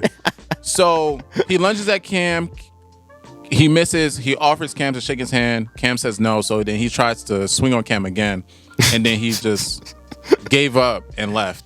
But it's just like, what type of crash out, peacemaker crash out? Like, what is... Okay, this is a perfect time to talk about, because I've been thinking about this for a little bit. Why do you think this modern day and age is so consumed with drama? Why do people love just seeing drama? I mean, even like back in COVID time, like some of our most viewed videos, and I think your most viewed video on your channel is why you left Hank and that whole situation. Like, how many... I'm sure you know, because it's your channel. How many views did that get compared to some of your other ones? I think that has 24,000. It's either 20. Dang, it has that many now? I thought I was going to guess 15K. No, I think it's 20,000 or 24. And the reason because I like drama too, but I would say like a lot of people are bored. Like, I'm legit bored. Like, they're not getting they ain't making no money. They ain't getting no pussy. They not even traveling. They can't afford to travel. But I feel like as a creator, like, it just sucks. Like, when you pour your heart out into a project, it doesn't matter. Whatever it is, and you put so much effort into it, and it gets no views. But then you're like, okay, let me go do this thing full of drama. And I was chasing that at one point in time. Now I don't care anymore. But it's like, then you see that gets so much views. It's like, you want to feed into that naturally because you see that's what gets the views. It's interesting. It's back to my point. A lot of people, everyday life is very boring. Okay. Like, while they're at work, they're trying to watch something that's like engaging. Yeah, you know what I'm saying? Like, a lot of people, like, I don't want to go so far left, but I really feel like the reason Trump is president is because he says what a lot of people think but won't do. I feel like a lot of people are scared to speak the truth. I respect that about him. Like no matter what presidential candidate you like or whatever, I like that Trump is just real. Like, he'll say stuff that nobody is gonna say, and some people get like offended about that so much. And I always respect people that just tell you how it is, no matter what. And sometimes they don't have a filter, and that's kind of stigmatized nowadays. But I kind of like when people don't have a filter, because it's like, you're gonna say some stuff that's real that many people aren't gonna say, and you might not have known or heard that information otherwise. So yeah, I don't agree with people that crash out, like they just want to just destroy everything. Yeah, but I feel like I respect people that, like, all right, if something happens, you speak up. You don't sit there and act like everything's cool for 3 months, and then you bring it up like, you remember that Friday 3 months ago when you like talked to that girl? Like, just Right. There's always like a certain extent that just you address, can take it to. You know what I'm saying? Like just speak up, address things, and whatever happens after you speak up about it, it happens. Because either you're gonna stay working with people, you're gonna stay friends with people, or that person showed you their true colors when you address them, and you realize from that moment on you should not be associated with them. That's the scary part about getting in business with new people, or even people that you think you've known for years, is like they seem fine on the outside, but then after several weeks or months or sometimes even years, which is even scarier, it's like, dang, then you start to really see their true colors, and it's like, what have I got myself into? So that's interesting. At what point in the partnership with you and Hank did you see that it's like, ooh, we've gone too far? It's like, I need to figure out an exit strategy, how to get out of this. I think when it got to the point where I was, when customers come in and they pay for a shoe with a credit card or a card. Was it going to his account and you weren't getting paid for it? I think a lot of people don't know this, but Sneaker Tech was open 4 months before I even joined. Right. So I know that. when I did join, I just joined as an employee. I wasn't even an owner. And then once the ball started rolling, because you remember I was getting a paycheck. Yeah. So I think what it was, hey, how can I lessen paying Henry? So the ownership was presented to me. Were you getting paid what you were worth or what you wanted to get at first, or no? Was it immediately like, okay, we're gonna pay you this, but then right now we just need to pay you this, and then you're gonna gradually get up to that? So the number I heard, right? The number that I heard that I thought I was gonna get paid, as soon as I started, it was already $1,000 less than at a month. As soon as I started, I was like, wait, I thought I was getting paid this amount. So if I'm getting paid that, I could have just stayed with you. Yeah. You know what I'm saying? Yeah. Shorter drive. I guess less work to do because we couldn't really buy, so we just have to, you know what I'm saying?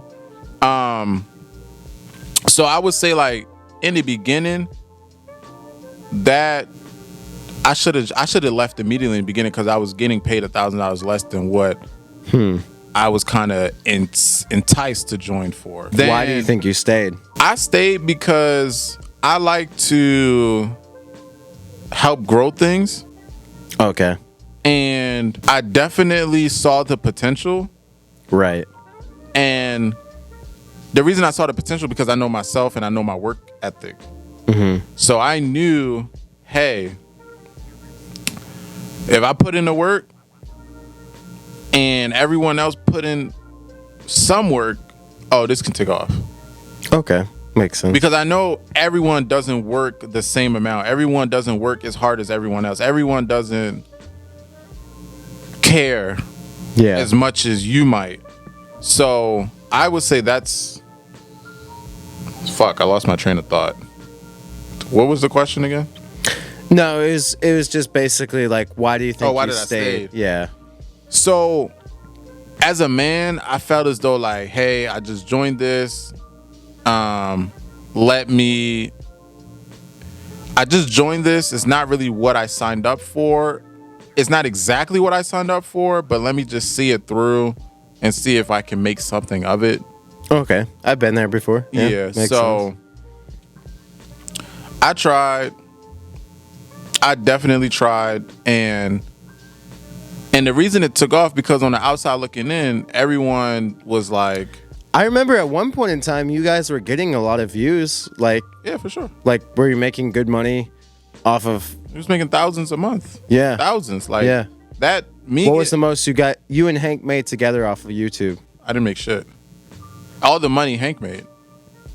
How much was the most his channel made that you remember? You know, it's funny. I used to know this number, and I be trying to like erase this time from my memory. What's 7,000 times 3? 21. So I think from when I joined to when I just said fuck Sneaker Tech, he made about 21,000. I think he made a little bit over 21,000. And you never got paid any of that? Nah.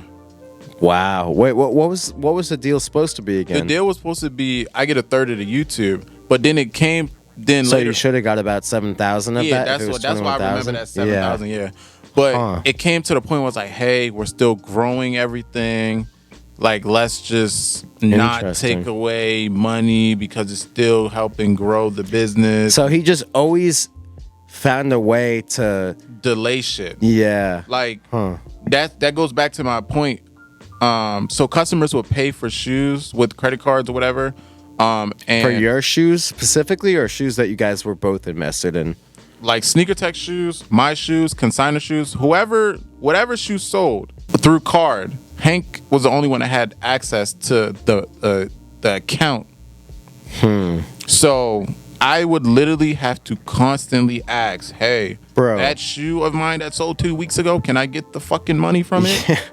Please? Bro, it's so crazy that you went through that, because a lot of people don't know. I've talked about it before, but before I was even Cam's Kicks, I mean, I think I still went by that, but before I even had my original York store, I had a store in Charleston, South Carolina, which is where I grew up. I was about to open one, then I partnered with a guy, and we went through the same type of stuff, and I left him, and then that's when I went to Pennsylvania. I was all depressed because I didn't have a store anymore, and then I opened the York store, and that's where the whole legacy starts. But it's like the stuff that you're saying, I went through the same type of stuff, and it's super interesting. I wonder how many people in business or in this industry in general that have gone through the same type of thing. I think it's very interesting. I think almost everyone did, because even I was watching a podcast with the owner from Cool Kicks. Yeah. He said the reason he opened Cool Kicks, if I remember this correctly, the store he was working with, like helping selling his stuff, like it was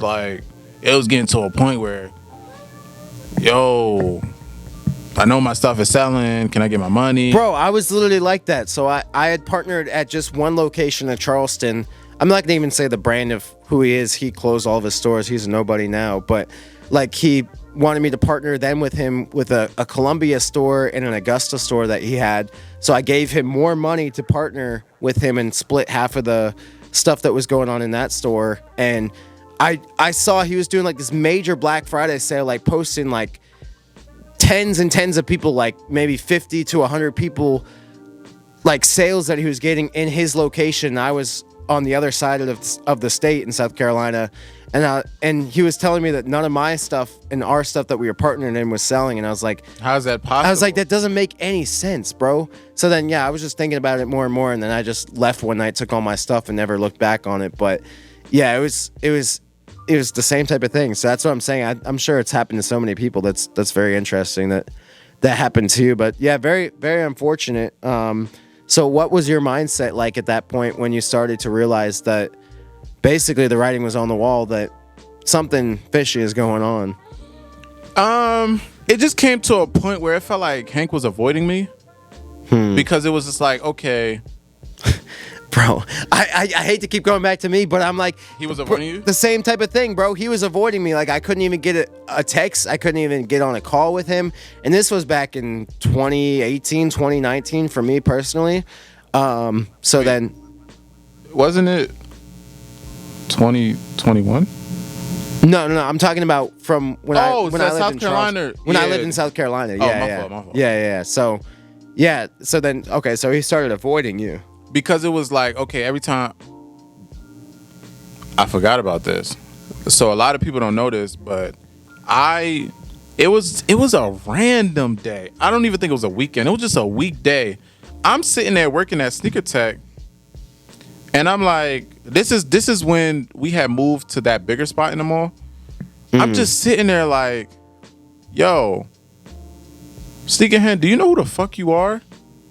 Do you know what you like bring to the table? You were thinking this to yourself. Yeah. I might have been talking out loud. The store probably was nobody in the store at the time.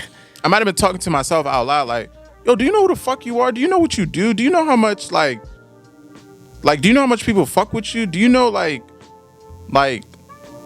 all the connections you made over the years and the work ethic you put in? What are you doing here? Yeah. So I just started packing my shit. And at the time, Hank had already owed me money, but it was just like, yo, how much did he owe you at the time, if you remember? Thousands. I mean, it could have been Could have been like 6,000, 6 to 10,000. Okay. I just packed my shit up. And that's exactly what I did too back then. But I wasn't done. Yeah. I was packing my shit up. Hank walks in. Oh, he caught you? Yeah. So that didn't happen to me. It's like, I think the store closes at 8 p.m. And that day, Hank told me he was going to give me like 1,000. No, you know what? He told me he was going to give me, I don't know the exact number. He was going to give me some type of money. So he was trying to do like he was going to pay me a portion sunk cost type of thing. So it's like, okay, I owe him say 6,000. I'm a just okay. I got 1,000 on me right now. Let me try to give him 1,000. Try to get him to stay and keep manipulating him to try to stay here. So in the long run. So I think I was working like maybe 3 to 8 that day, and it's 6 o'clock.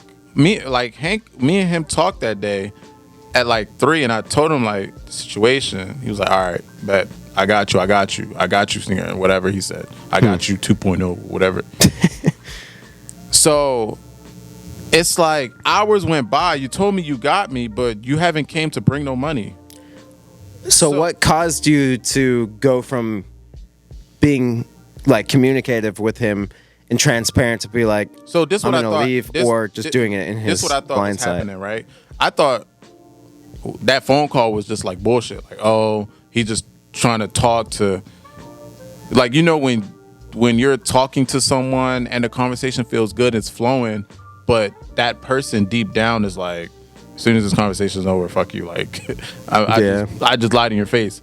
So I thought that conversation was one of those, yo, I'm gonna bring you the money that I owed you. Like, just keep working, whatever. So hours went by on the day, and I'm like, he hasn't came, sent me a text like he's on his way. He hasn't did anything. And I was like, do you know who the fuck you are? So I just started packing my shit. And then I'm halfway done. He walks in. What the fuck? What are you doing? What are you doing? I'm like, in my head, I'm like, oh, you wasn't showing up. He never said he was going to come right before we closed. He said he got me today. Mind you, he's been owing me for a while. You know, when people have their breaking point, it could be at any. And were you even counting? You probably weren't even counting like what he owed you off of YouTube. No, this was just shoe sales, right? That wasn't even YouTube. Yeah. Fuck the YouTube. You want the YouTube? Keep the YouTube. Fuck it. I don't give a fuck. Yeah.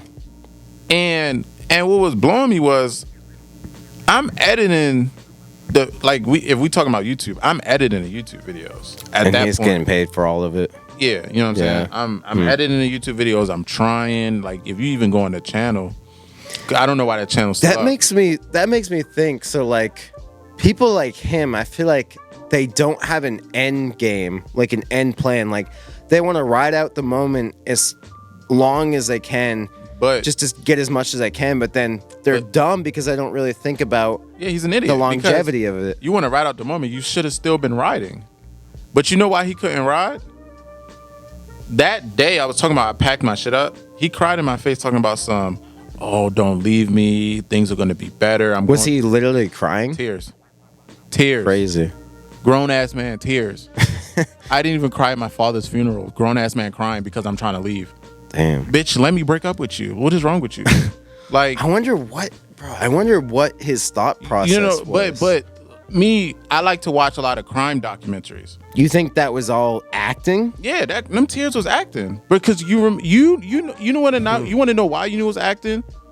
When we used to film for Cam's Kicks, and we would fucking argue, top of our lungs, crazy shit in the store, and then you flip the camera on. You remember how he acted? Yeah. Oh, don't, like, all soft, like shit ain't just like we wasn't just fucking calling each other all the curse words in a. Yeah. You know what I'm saying? Like, so I'm looking at a grown man cry, and I'm a nice person. Like, even though I'm bland and boring, like I say, I'm a very nice person. So I'm seeing a grown man cry, and I'm like, fuck, I'm cool with his kids. I'm cool with his family. Puts you in a tough position. Yeah, it's like, bruh, like, all right. He said he gonna change. He brought me something. He didn't bring me the full amount he owed me. He brought me something. So I'm like, all right, But what if it was like 6,000? It was like I think he gave me 1,000 or 2,000. He gave me either 1,000 or 2,000. He gave me a third. You know what I'm saying? Sixth of it. Like, yeah. So he was like, "Listen, I see you pulled all these shoes. Don't worry about it. I'll put everything back. I'll clean the store. Don't worry about it." Because he was scared. Scared as shit. Yeah. Because you remember how you brought up the point about the end game? I don't know what his end game was, but he knew he still needed me longer. So do you think that was the breaking point that caused him down the path of destruction and all this crazy stuff that you hear about him nowadays? Was that particular moment in time? After he saw that he was about to lose you, was he like, okay, now I have to think about something? And do you think it was intentional? That's always my thoughts. What do you mean? Was it intentional that he got to the point to where he is now, and what happened through that time period of him scamming people and taking their consignment stuff? Do you think that was the breaking point, or do you when think I was trying to leave? Yeah. No. As much as I dislike this man, only he can answer these questions. Like, Yeah. whenever he decides to, I mean, he's not hiding. Like, people can find him if they really wanted to. Yeah. I'm Whenever- not trying to like associate you with him like that. I'm just saying, like, I don't think I'll ever have a conversation with him again. So some people watching might want to know some type of thing about that. You know what I mean? I think it was before I tried to leave the first time. I think he knew in his personal life he needed money for something, or he mismanaged money, or he did Do you something. believe the gambling allegations that he's a gambling addict, or you think people just say that just to add a narrative to it? Because I feel like you know him better than even I knew him. I never worked with him directly as a partner, just as an employee. So I feel like you probably knew him the best out of anyone. I can't answer for a like certainty that he's a gambling addict, but what's the percentage of a paternity test? I have no idea. Like 99.9% sure, accurate. Oh yeah, I think that's right. the percentage of a gambling addict that I think he is. Like, if someone was to ask me that, like, it's because I didn't see him take drugs. He never drank alcohol, and alcohol is not even that fucking expensive. So it's like, it's York. Who the fuck has drugs in York? Maybe I was at a part of York that I didn't fucking know where drugs could be found, but I never seen him drink. Or did he drink at all? I don't ever remember that. He could have, but I didn't see him drink. I didn't see him take drugs. So do you think it was just to like fund his lifestyle, or no? Because you got to think about, right? For someone to lose everyone's money, it has to be something that money can go quick. Like, if you're buying something, you could sell whatever you buy for a portion, and then you'll just lose that and figure that. But it's just like, he wasn't buying shit. But I know just stuff wasn't adding up, bro. Like that casino that's at the mall. I don't know why the fuck they put that shit there. But that casino at the mall is probably the downfall of Sneaker Tech. Is it still there? Yeah. That's probably that casino is probably the only thing in York that's actually making money. That's like crazy. Legit. Like, But I mean, I can't answer for sure. I just felt like he needed money because he mismanaged money. So he had to scam me, scam consigners, scam new consigners, scam a fucking minor. A fucking minor? That's crazy. He told a minor. Well, I mean, yeah, I want to be like, the reason I'm saying a minor is because he wasn't an adult. Even if you're 18, you see how like professional athletes go broke? Because giving an 18-year-old millions of dollars, they can mismanage. They don't know how to manage it exactly. Telling a minor, hey, if you give me $1,400, you will own 2% of Sneaker Tech. He said that to someone? And the fucking kid fell for that shit. I'm like, even his parents was like, wow. And I'm like, do you know if that kid ever got anything back? The kid ain't get shit. That's crazy. $1,400. Do you know how much money that man owed people? That $1,400 probably. How much do you think he owed people altogether? Over $100K. Dang, because I didn't think it was that much. Am I like, because just off of what I was owed, you know what I'm saying? So I'm like, you know what? Yeah, I tried to leave once and I stayed because he, you know. So did you stay after he cried too? Yeah, he cried. You did stay. He I stayed. He cried. I think he told me I could just dip. Like I was supposed to still be working. He told me just go home. He put away all the shoes, clean the store, whatever. I don't know if I took a couple days off, but I knew I was back eventually. And I was there for like maybe 2 or 3 more months. Oh, 2 or 3 more months. I thought you were going to say weeks. No. I was there for 2 or 3 more months. So them last 3 months, right? It got even tougher to get my money because I didn't want to talk to Hank. I mean, if he called me, I would have answered. But at some point, I'm going to ask him, yo, where's my money? You owe me $13K right now. Can I get $3,000? Can I get $4,000? Hey, you owe me $1,000. Can I get $100? So when Hank would not even, he was avoiding me because he knew if the question of where's my money come up, he probably ain't had no answer for me. So he was running out of excuses. Yeah. So it will always be like, hey, if I'm working at the store, I'm working by myself. Hank won't even be nowhere to be You guys found. never worked together. We used to in the beginning. Yeah. And then I guess he started working less, going out more. Let me not say it. I don't know why I just said a Drake line. What was wrong with me? I'm trying to be serious. He started working less. I started working more. And, you know, it was always something. Oh, my appendix. Oh, my health. Oh, this. People were saying he was in the hospital. What was that true? Bruh. No. I mean, okay, so I think I talked about this on YouTube. When I flew home from SneakerCon Dallas, I dropped the Why I Left Sneaker Tech video. I literally got home. What year was this? Damn, Cam, you think I remember my shit that good? No, my bad. I'm just trying to get a timeline of everything. Was 2023? Was it 20? Or was it yeah. 2022? Nah, I think it was 2023. Yeah, I was gonna say 2023. Yeah, it sounds about right. And it was in October. So I came home, I filmed the Why I Left Sneaker Tech video, and I dropped it. Didn't reach out to anyone, didn't talk to anyone. I just dropped it. Y'all can see there's so many comments on that video, so many views, people siding with him, people siding with me, people just everyone had their own opinion, right? Why do you think people think that you had some part in this and think that you're a scammer too? Do you think like because you guys both are named Henry, like how hard was that from you? So there's recover people from? So the problem with this, you know how like people be like, oh, I used to watch Cam's Kicks? Yeah. They might have watched one video in their life, but they remember Cam. But when they meet you, they say, I used to watch Cam's Kicks. Like they will watch multiple videos. So there's people that don't know my name is Henry and Hank's name is Henry. Yeah. But because we're together, we just call him Hank and we call me Henry. Yeah. There's people that don't know both of our names are Henry. So when they be like, oh, Henry is the dude that scammed, all this, they think it's me, not knowing what his name is. And then what was your other question?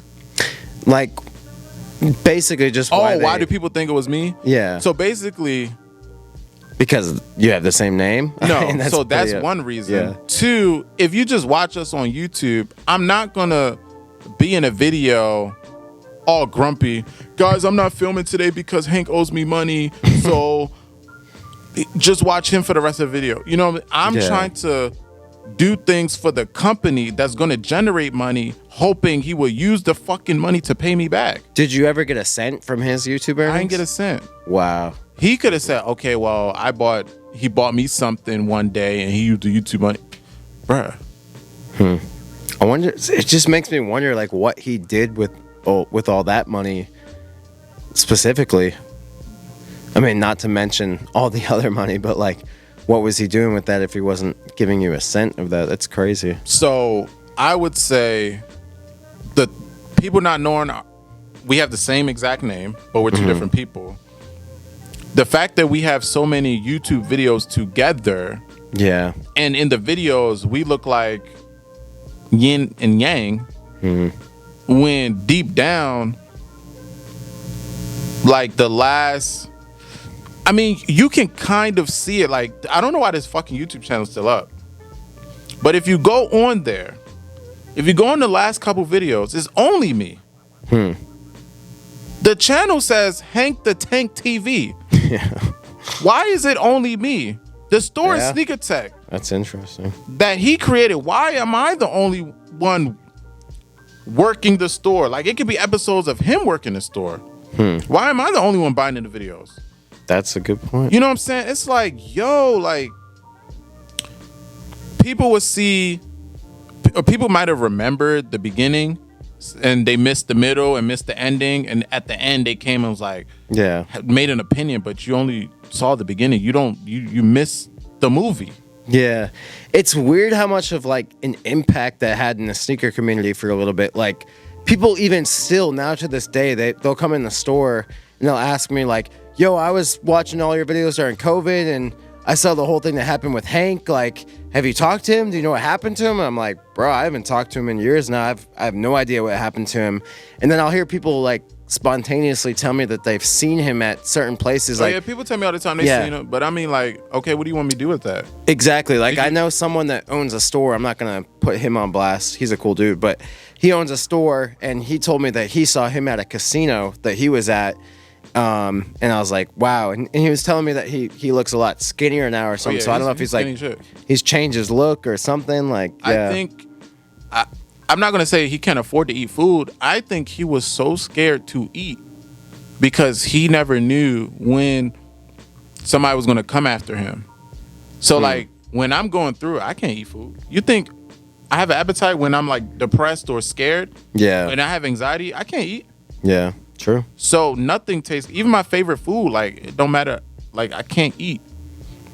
I think he lost weight because he's fucking scared of what's going to happen to him. And because he doesn't know what day that shit's going to happen. That's interesting that nothing ever did happen. Not that I never wish any, like, bad intent on anyone, but it's interesting that we never heard anything publicly, at least. Like, all the stuff that was happening, people were, like, saying they were going to gang up on him, like, file this major class action lawsuit on him. Like, I never heard anything like that. I wouldn't recommend. Sounds like he just got away scot-free. I don't know.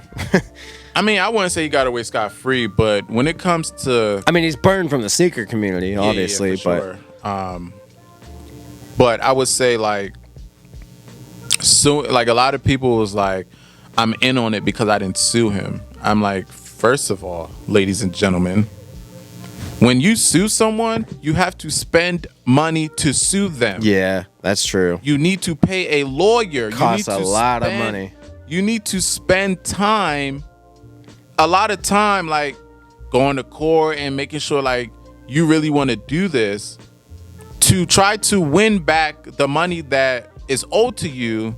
And if you win it, then you get a percentage of the You either get a percentage of it, or you might get things in return for the money that's not even money. So it's like, I don't think people was using their brain. They just using the fact that I didn't do what they would have done. Another thing is, I know the perception of black people online, but that's not every black person.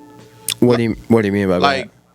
Because I'm from Baltimore, like, people from the DMV was expecting me to crash out and like literally kill this man. I'm like, I'm like, okay, so if I did do that, would you consider yourself, not that it matters, but would you consider yourself from the city or from the suburbs? Suburbs. So does that have anything to play with how you reacted to it? It has nothing to do because I still crash out. But my point is, right? Let's just put a dollar amount on this, right? Let's say I lost $50,000 dealing with Hank. I'd rather lose $50,000 dealing with Hank than be in jail for the rest of my life. Yeah.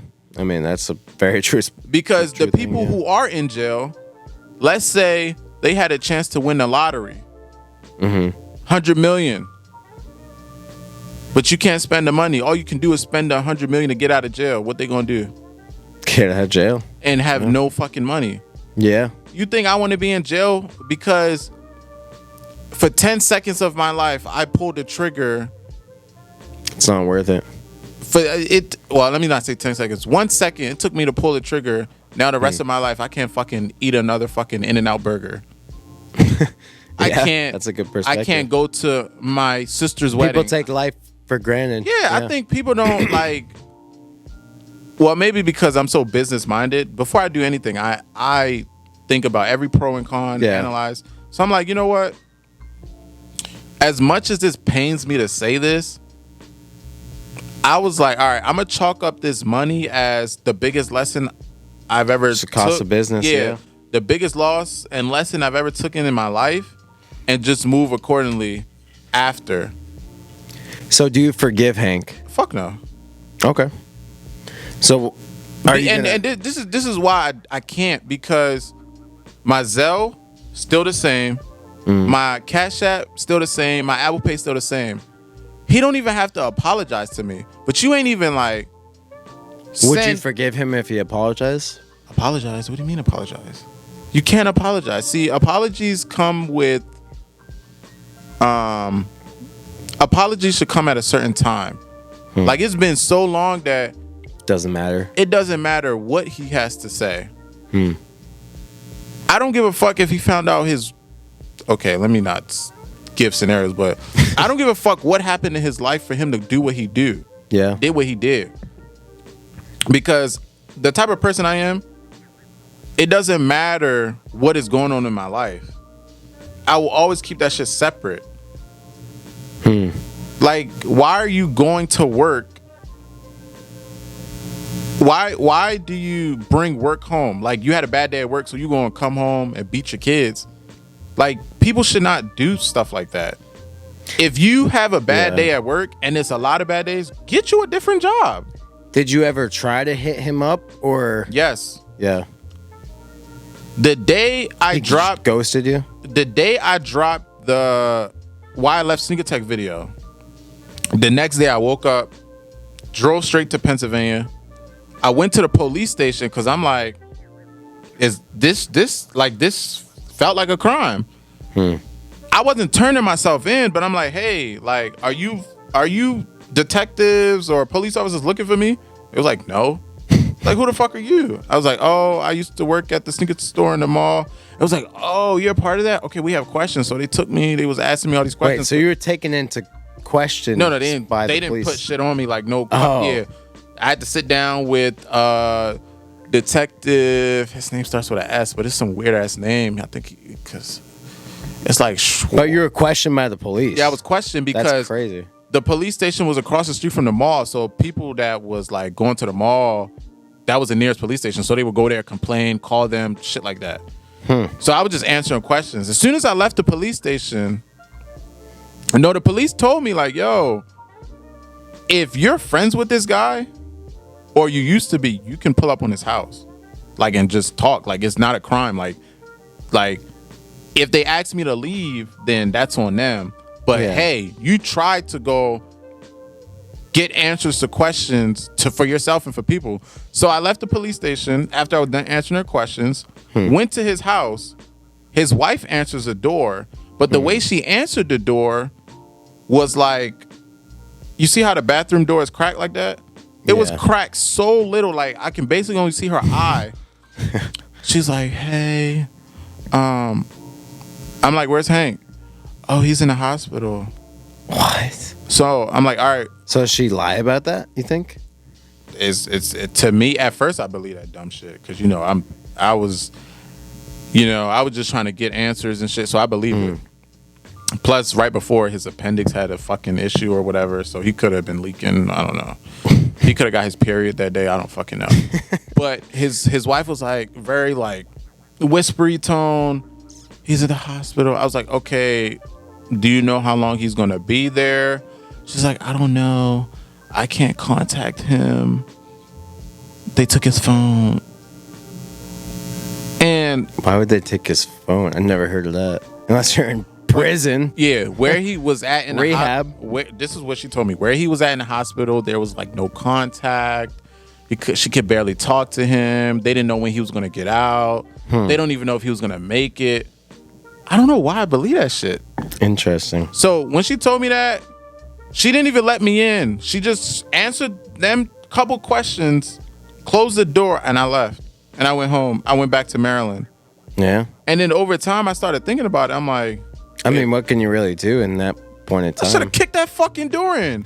And said, I know, but you weren't thinking that. I wasn't thinking it. I'm not trying to be aggressive. I'm trying to like, because yes. What are you gonna do? Kick the door in and she calls the cops because you broke in her house? Yeah, but listen, Yeah. listen. Yeah. If I kick the door in and she calls the cops, yes, I'm gonna get arrested. But then I have time to legit see with my 2 eyes if that piece of shit was in the fucking house, if people's inventory was in that fucking house, if my shit was in that house, if there's money in that house, you know what I'm saying? I could have saw with my 2 eyes. Yeah. So the next time someone asks me a question at a sneaker convention, in my YouTube comments, in my Instagram DMs, anybody asks me a question, I can die saying, yo, I legit saw Hank in his fucking house and he was lying to the public about being in a hospital or being wherever he was at, and his family lied. You know what I'm saying? Like, I can answer that with certainty.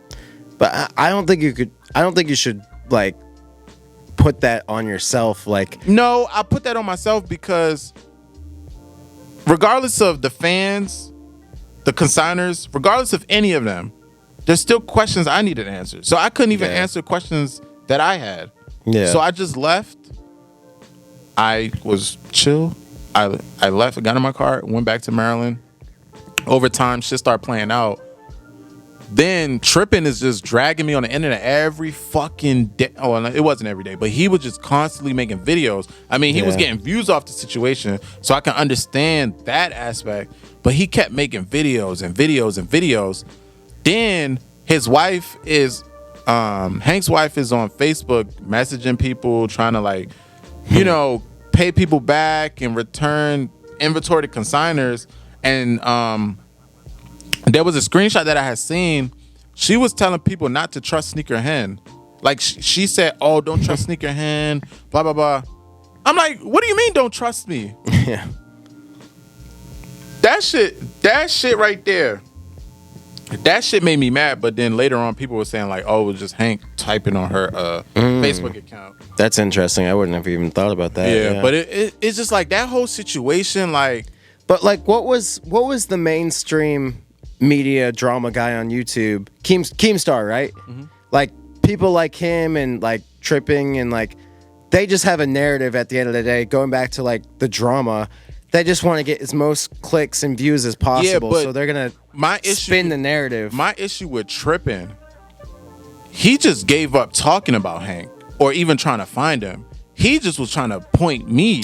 But you know why? Because Hank was nowhere to be found, so he wanted someone that was still somewhat relevant and in YouTube that's gonna have a response and get a rise out of that. You know what I mean? From my perspective, seeing it now, that's what I see from that. The only thing I could apologize for in that situation was when all that shit happened, people was coming for my neck so bad that I started trolling back.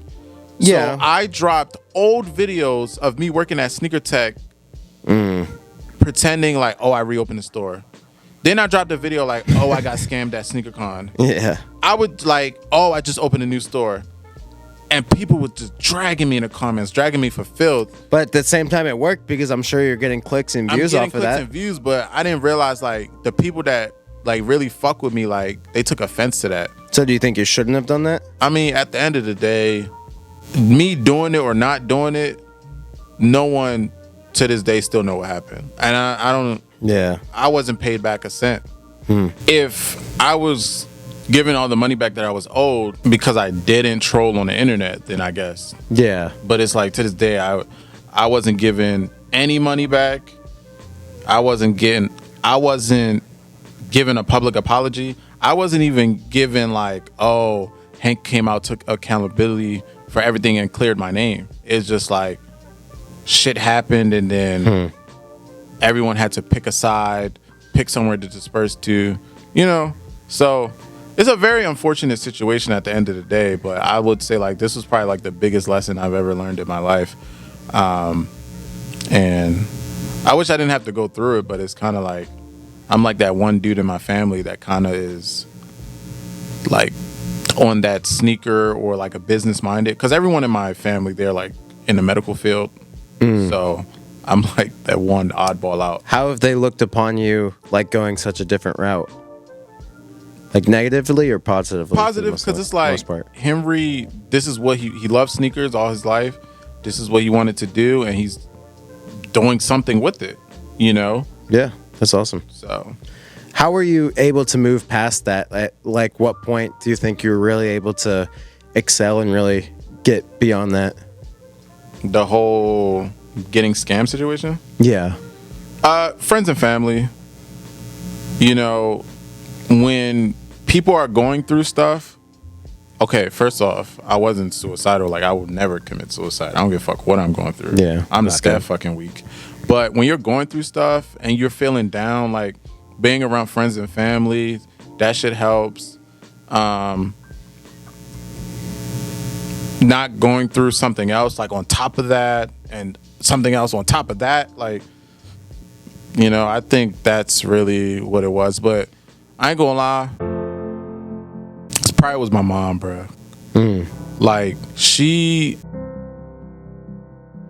is like, would you talk to her about everything? I couldn't.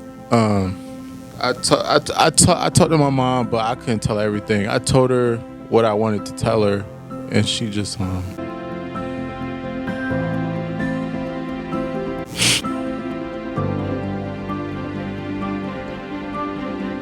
You're good, man.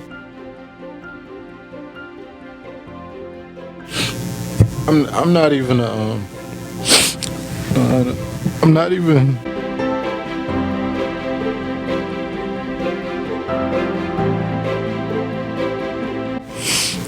even an emotional person, but yeah, it happens to the best of us, man.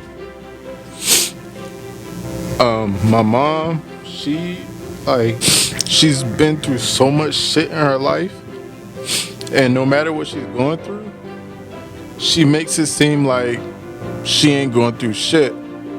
So it's powerful. What I was going through was nothing to what she'd been like through. It was like monetary. So it's like I can get through money as long as you're alive, as long as you can walk and talk and breathe, you can physically work and make more money. That's a blessing in itself. Yeah. So many people take for granted just waking up every day. Shout out to Steve that was on this podcast. I asked him, how does he continue to maintain being so positive every day? And he's like, man, I just wake up every day and I'm like, let's go. Like, whoa. That's literally how he sounded. Like, I was like, bro, I don't know how you do it, because I feel like I'm so negative most of the time, and I'm like, it just changed my perspective. I'm like, I really need to be more positive, because just waking up in itself is a blessing, man. So yeah, I mean, I don't think I could ever be as positive as Ronnie. Yeah, with his good vibe shit. But like, yo, like when people go through things and you find out shit that other people's going through, you're like, you know what? What you've been through is nothing compared to what I've been through. Yeah, you just like, you know what? Let me chill out. This ain't nothing. Yeah, you never really know. I'm glad it ain't people's this. struggles. You know what I'm saying? Like, yeah, there's people going. Well, I don't think we need to be comparing, but there's people going through like finding out they have like a terminally disease. Is that terminally ill disease? Yeah, I don't know. They finding out that they were in a relationship and their partner gave them an incurable STD. Yeah. You're finding out that you was with a child for 15 years that you found out wasn't your child, and you spent hundreds of thousands. I can't even imagine. You know what I'm saying? Bro. Like, there's people that's going through like I have a guy that comes to my store once a week. Cool dude. Yeah. Got into a car accident, I think on his way to get food or something, paralyzed. Wow. And it's like, I think he played basketball too. Like, he used to play basketball. And it's like, yo, like. And he's a positive dude. Positive dude. Is he in a wheelchair? Wheelchair, but wow. It's the ones that he has to like push the button and roll. Like, he can't even, you know, like roll himself. Yeah. So I'm like, you know what? It's touching. There's so much shit that happened in my life, and there's so much stuff happening to other people's life that it's like, yo, like, just got to be smarter in the future, man. And you just got to be content sometimes with what you got. Yeah. Because wanting more. Absolutely. Because pretty much, I think the only reason I was ever associated with sneaker tech because I wanted more in life. I wanted more money. I wanted more. You know what I'm saying? And that happens to a lot of people in life, honestly. I mean, like, it's easy to get caught up in greed, like you're chasing something so monetary. This is how I look at it, right? Yeah. I felt like, all right, I wanted more money. So I'm like reaching my hand out and God slapped my hand like, yeah. no. You know what I'm saying? Yeah, like, it happens, man.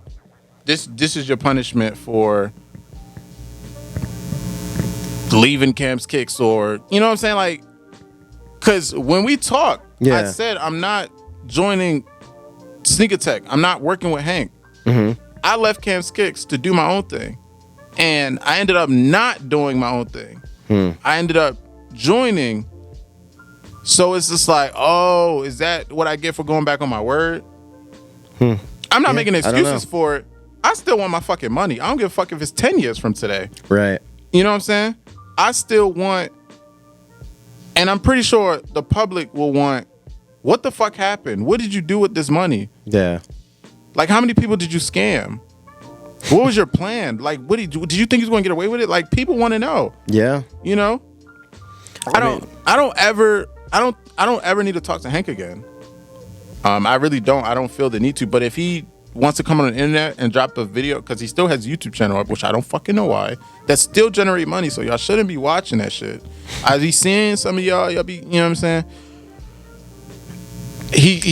It'll probably be best if one day he just came on, sat down, explained what happened. You know what? Nah, fuck that. Because we need somebody to ask him the questions. It's not he just says what he wants to say. Nah, this motherfucker needs to be called to the fucking, what's it? He needs to be called, like, what's that phrase? When you gotta answer questions in court, he needs to get called to the stand. Is that what's the phrase? Yeah. That's what he need. He need a motherfucker who's gonna ask him, like, oh, on this day, why you ain't, you know what I'm saying? Yeah.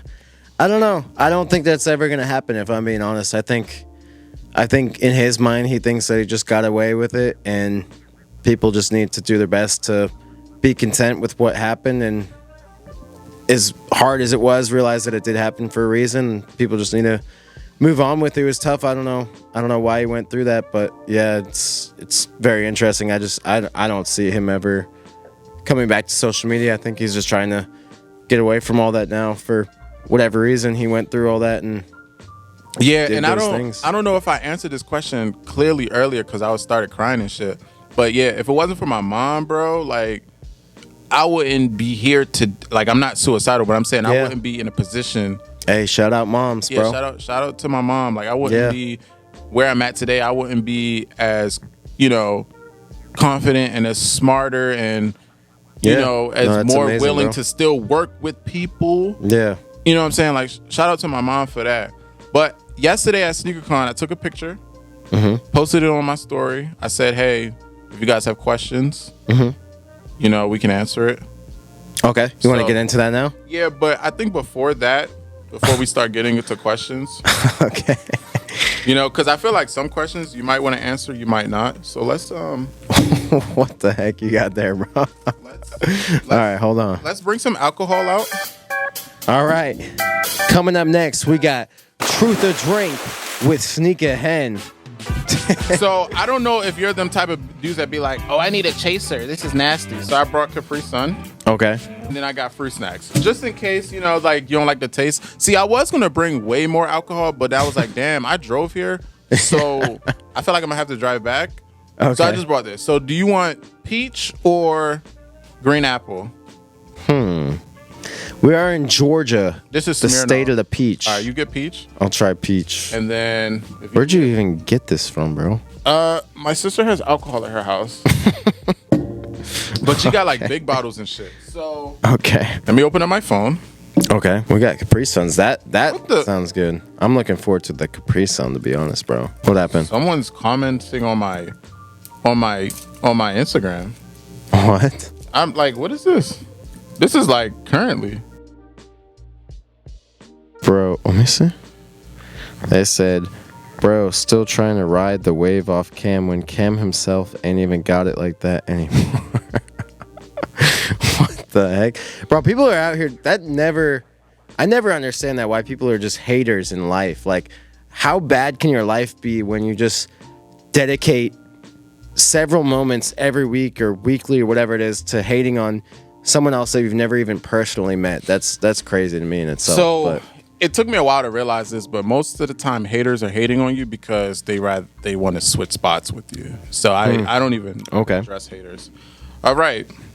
So you asked me would I open a store with Camp Kicks. I felt like you saw that was me that asked that. Yeah. It shows. I thought it was anonymous. I was gonna I put a couple in there just to. No, I think there's a questioner that you can do anonymous. Oh, okay. But this is like the one. So I mean, I don't care. I felt like with you. Did you ever think that at one point? Yeah, but the problem with opening a store, it has to be the perfect timing. So every time I probably could open a store, you probably was in business with someone else. Yeah. And when you were free, I was like, yeah. You know what I'm saying? I mean, everything's all about timing, honestly. And then the best chance we had was when I had the York store. But that mall, like ever since I left, that spot is still available. Like that mall, the rent is like. Why do you think? I wanted to ask this. I know we're into this questions now, but it just made me think of this question I had earlier. Was it popping when you and Hank were first in business, and then when you went to your solo venture by yourself, was it a lot different? And why was it? You talking about the York Galleria Mall? Yeah, was it? It was a lot less traction when you're there by yourself, right? Or am I wrong? Yeah. So why do you think it was? It was definitely more popping in the beginning, because in the beginning of that, the sneaker market was still at its peak. Okay. So as time went on, you know, it was still at its peak in 2023, but not peak like COVID. Like it was like in 2023, sneaker stores were steadily making money, but it wasn't. Yeah. You know what I'm saying? So I think it was just a lot of the sneaker market kind of declining, and it was on that down. Yeah, you know what I'm saying? Okay, that makes sense. So, you know, people definitely was pulling up to the store because they watched the content. Right. So they, you know, hey, I watched this store on YouTube. One day I want to drive and see it with my own two eyes. Or I got something to sell or trade. I like these guys. Let me just go take a picture of merch, something. They had a reason for coming. Okay. And then if you take away all those people, it'll just be random like mall traffic that don't even know about it. That's true. Okay. So that's why. Makes sense. But yeah, like opening a store with someone, it's got to be like perfect timing. Like, yeah, that's a big commitment for sure. Yeah, and I think now, like, I'm young. Like, I'm 27. So now I feel as though, like, if I'm ever going to go into business with somebody, it's got to be somebody that I've known. Yeah. Like, I hear people that go into business with someone they've known for a few months or that's pretty a year much or two, Hank. and I'm like, bro, I don't know about that. It's like, but hey, it's like looking back at it, I think I knew Hank for a year. Yeah, probably about. And even though he never tried to fight me or choke me out or like threaten me. You always knew he had that side to him. I always knew he was aggressive because, you know. Yeah. I mean, you saw the way he interacted. Yeah. So someone texted me. Oh, my mom texted me. She liked my YouTube video from today, the Sneakerhen Atlanta video. Oh, you already dropped that? Bruh. How'd you drop it that fast? Bro, like people be like my work ethic. Yeah. You know what I'm saying? Did you edit it or you just kept it raw? I edited it. Sheesh. Okay. The only thing I go raw in is not YouTube videos. Okay. All right. Where's we going? I would open a store with Cam. It's just the timing was never aligned. Yeah. And then, I agree with that. And that then now sense. it's like, yo, I don't know how long sneakers gonna last. So it's just like, you see what's happening on the West Coast. Yeah. So. Facts. Yeah. All right. Why do you look so sexy? Like no Diddy, but bro, you just have this way of rocking pop. This way of what? What did it I say? have a way of rocking Crocs. Bro, who the heck said that? You said that. That was not me, bro. Sneaker God 360 said, "What's the latest on your past partner?" I feel like Yeah. I think we talked about that. Yeah, We definitely talked about like, that. I know sometimes I be rambling, but like I feel like I touched on it enough. Yeah. Y'all can understand. Jay Walker Kicks asks, when are we coming to California? Us, like you and me? I mean, it was us in the picture together. Oh, okay. I don't know. I haven't been to California in a little bit, honestly. California love. So now you think you're Tupac. Oh, you are cultured. Yeah, I haven't been to California in a bit, but I might go for something. I don't know. What about you? Yeah, that's why I got my phone in my hand, because I want to show you something. Uh-oh. What you about to show us? My trips? What city did I say? Oh, you're going to... I can't even... Let's see. Oh, you're going to Los Angeles? What date does that say? July 3rd through July 7th? Yeah. For what? Is there a sneaker gun? Nah, so my village in Nigeria, we're having a convention. Like every year we have a convention. Really? So last year was in Philly. The year before that, I think it was... What kind of convention is it? Like once a year we meet up. What is it called? Is it called something? The ISU convention. ISU. Huh. ISU. Okay. Cool. So this year's in Cali, and I was gonna... The reason I was staying so long, because I was gonna go to the convention and stay in Cali, because I haven't been there since fucking... I think I was in high... No. Last time I was in California was when I was 20 years old. Oh. Then the day before I turned 21, me, my friends, my cousin and my friends, we drove to Vegas. Oh, so yeah. like as we're driving into Vegas, I'm 21, and then we spent like, you know. You never went to Cali during any of the Cam's Kicks time, right? Nah. Oh, dang. Okay. So you haven't been in years. I haven't been in Cali in like, so 21 was 6 years ago. So about 7, because I'm turning 28 this year. 21 was 4 years ago, bro. No.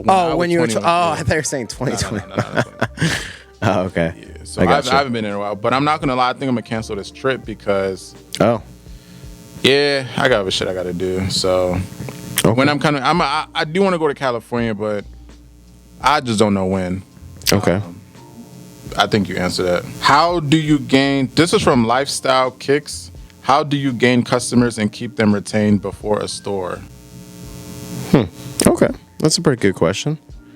How do you gain customers? I guess we could both answer it. I would say just having something that's different about your business model than others, and that can be just customer service or having better prices than other resellers or stores, and just being consistent. That's what I would say about that. What do you think? Good prices, good customer service, and good turnaround time on inventory. Like if somebody's looking for something and you get it to them quick. You know what I'm saying? Oh yeah, because the mall, that's good too. The mall is all that resale store in the mall is always going to be there. So if you're trying to be the plug and you're just an Instagram reseller, you just got to get it to them before. You got to be okay. You know. Okay. What else we got? Josh.kicks1 said, "Do you guys buy? I'm from New York. We'll have to ship. And why don't you post vids anymore?" I don't know. See, that's the thing. I don't know if he's directed at you or if he's directed. It's kind of like both of me. us, because lately I haven't been dropping as much content. But I think you were the one who haven't dropped a video longer than me.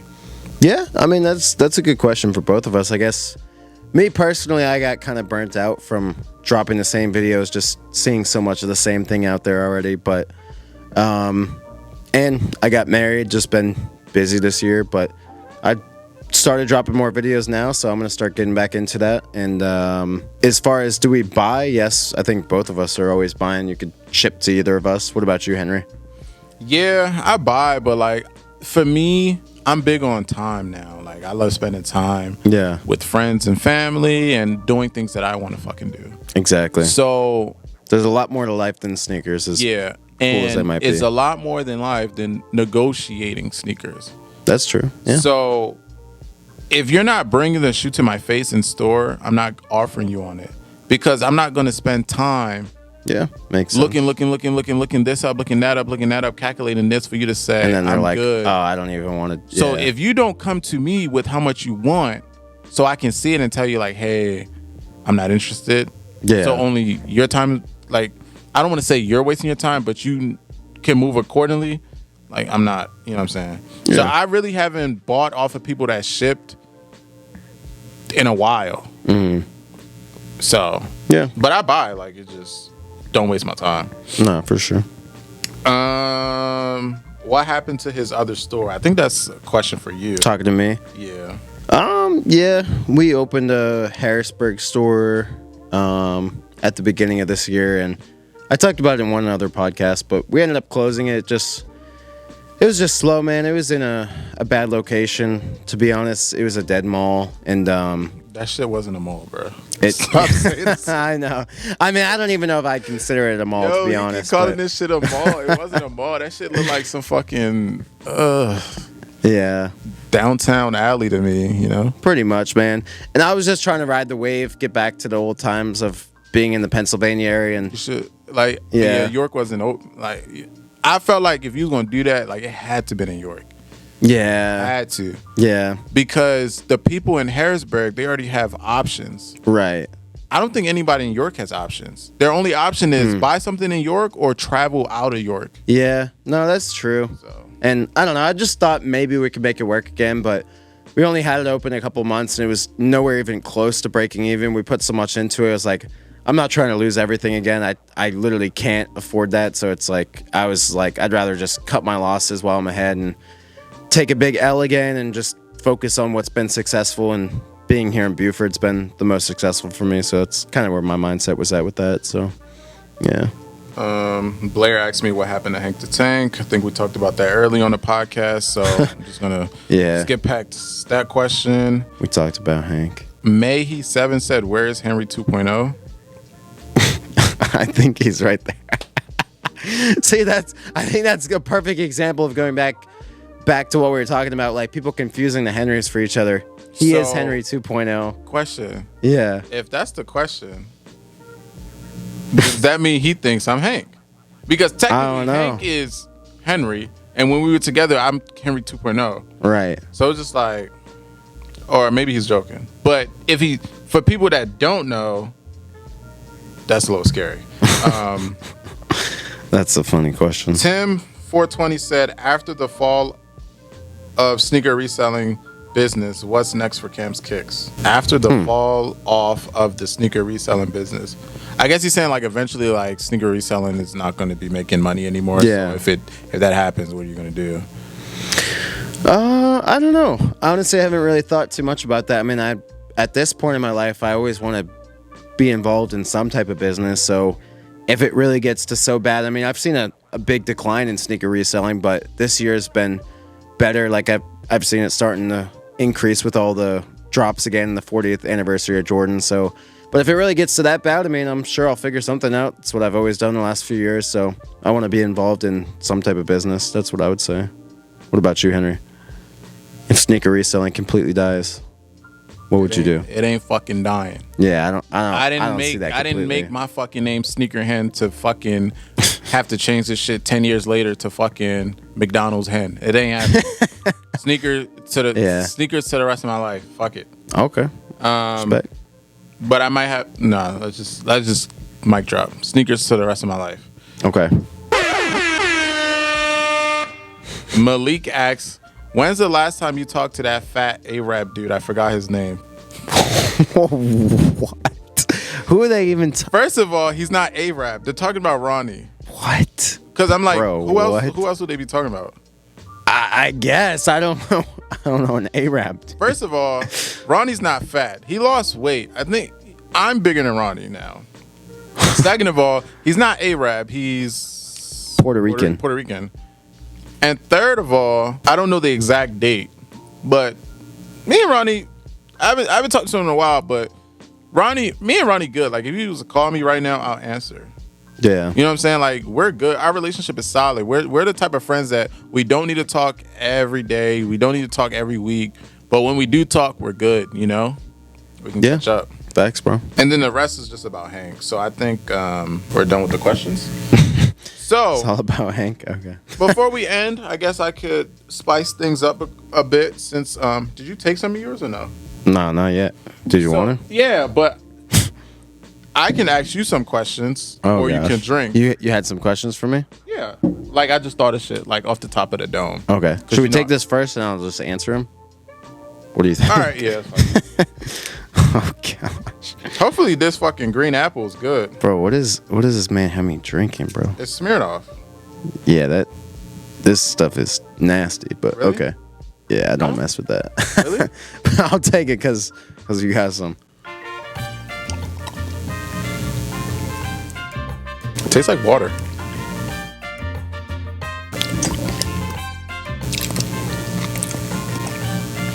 Okay.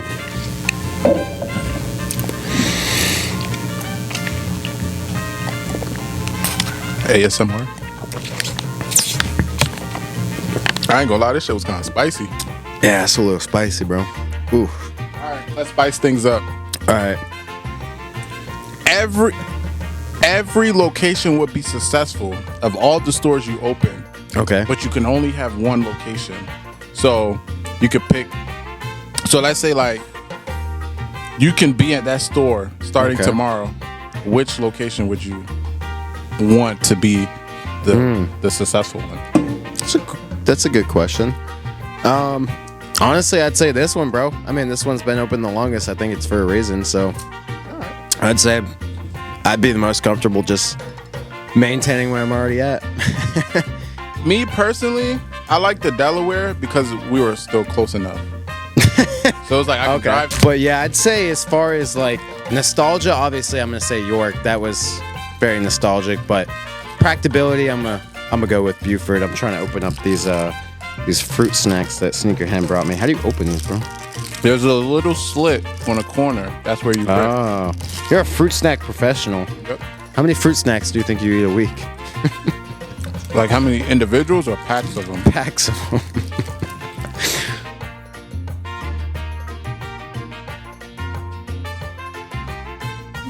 Oh, he's got to think about this. High number.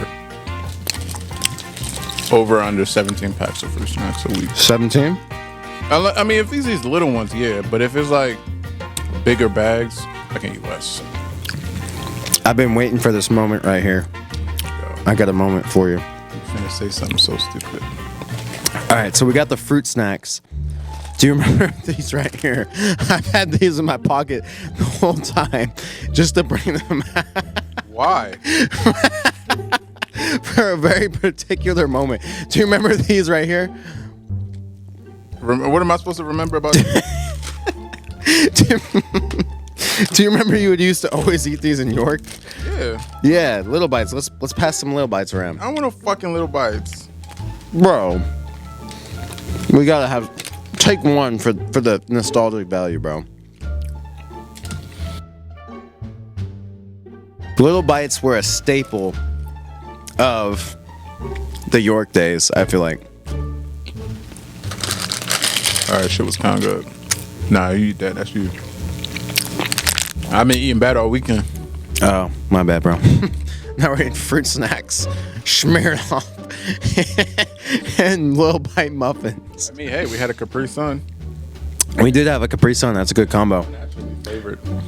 But yeah, I think we're about to wrap it up soon. Did you have any more questions for me? Yeah, I got like just fun questions. Okay. So, start, bench, cut. You know how to do that, right?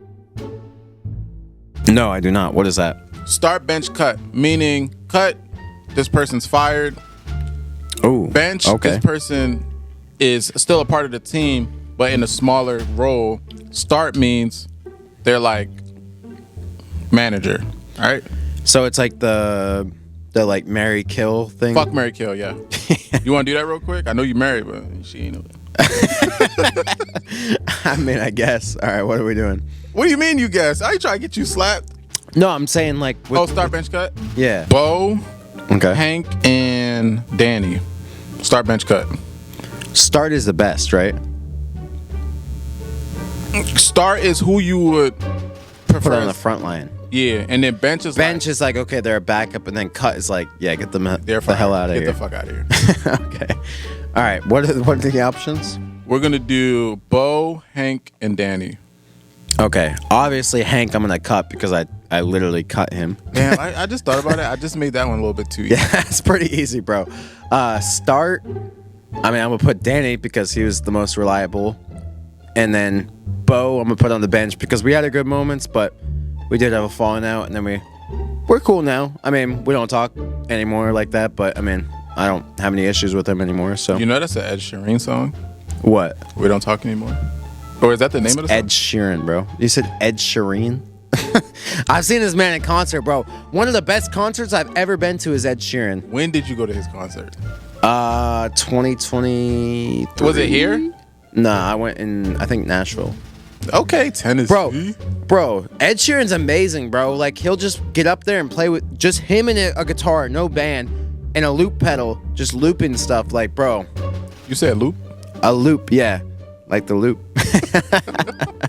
That's his store name. Shout out to the loop. Yeah, sir. But, what else you got? What else you got? Let me do another one. Make it hard. I mean, make it harder. That was too easy, bro. You know, I love making shit hard. It's a little too early in the day. It's a little too early in the day. All right, cool. Start, bench, cut. Ronnie. Okay. Man's really thinking about it.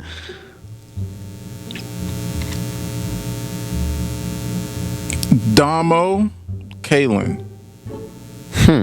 Okay, that's interesting. So, Damo is his best friend. For anyone that doesn't know, he worked with us for a little bit when it was like Camps Kicks PA. Yeah, and obviously people know about Kaylin. Okay, let's see. So Ronnie was in there? Yeah, Ronnie, Damo, and Kaylin. I'm gonna put Ronnie as start just because I knew him the best. Bench, I guess I'll put Kaylin, and then, I mean, I don't want to cut you, Damo. You're cool, but I mean, bro, the options are very limited. Oh my god! All right, let me see. I feel like people knew Kaylin more in the store than Damo. Yeah, because like Damo was. He was just kind of cleaning his shoes and behind the scenes, so it's nothing personal, but yeah. give me an even harder one. I mean, if you can think about it. You're talking about Camps Kicks employees? I mean, start, bench, cut. All right, this I honestly didn't think about this because you was like give it harder. Now I'm digging deep. Gosh, I shouldn't have said that. Nah, yeah, you said it, and you know that Smirnoff got my brain. Here we go. Start. Okay. Bench, cut. We taking this shit to DTX. Oh gosh. Okay. What was Bo's friend's name? Bro, you don't even know his name. I know. Hold on. I'm friends with him on Facebook. I know his name. I'm not gonna Blake. say. Yes. Blake. Okay. Wow. Blake. Alexa. Okay. Hank. Oh man, bro. All right, Yeah. that one. Okay, that's legitimately kind of hard. Bo, Blake. No, not Bo. Oh. Blake. Oh, Blake. Alexa and Hank. Oh my. Okay, Bo. Oh wait, no. Sorry, I keep saying Bo, not Bo. Okay, hold on. Dang, that's actually hard. Okay. So two of these motherfuckers you have to work with. You only can get rid of one. Bro, that's hard. Okay. No offense, but I mean, I don't think there's any offense taken here, but I'm gonna cut Hank regardless, bro, because I legitimately cut him in real life. Okay. So I mean, I'm sure that was for a reason. So did you use a knife or scissors? I used safety scissors. I was safe. I had protection. I don't use protection. All right, so I'm gonna cut Hank. Now between start and bench, let's see. Whoa! Is it raining? The power just cut. I don't know. I'm gonna start Blake because he was actually a reseller. I'm gonna bench Alexa because she wasn't always a reseller. So yeah, that's fair.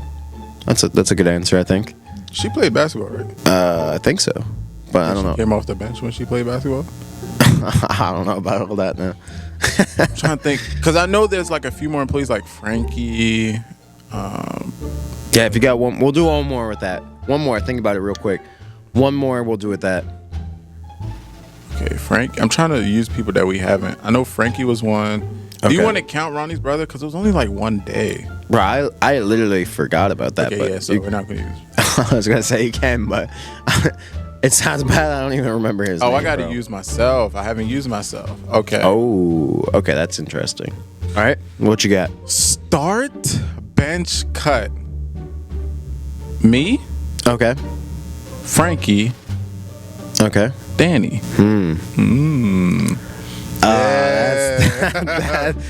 Bro, that's hard, bro. I know. You said make it hard, right? I don't want to answer that, bro. Really? I mean, no offense, but I'm a cut Frankie just because I didn't know him as long as you two. But to pick between you and Danny, I feel like that's wrong, bro. I can't answer But that. but it's you said make it hard. You didn't say make it semi-hard. No, that's hard, bro. I mean, it depended on the time period. I mean, there was both different time periods where one or the other was more beneficial. Yeah, I mean, I don't know, bro. I'm Switzerland, as you would say on that one. See, if I had more drinks, you would have been drinking because you couldn't answer. Yeah. All right. Okay, let's move on from that. Any other questions that you have that aren't the start, bench, and cut? I had questions about the stores, like your stores, but I forgot about them. Okay. But I would say, hey, looking back, right? You would say, hey, Cam. yeah. Looking back. Okay. If you still get a chance to be where you at today, which store wouldn't you have opened?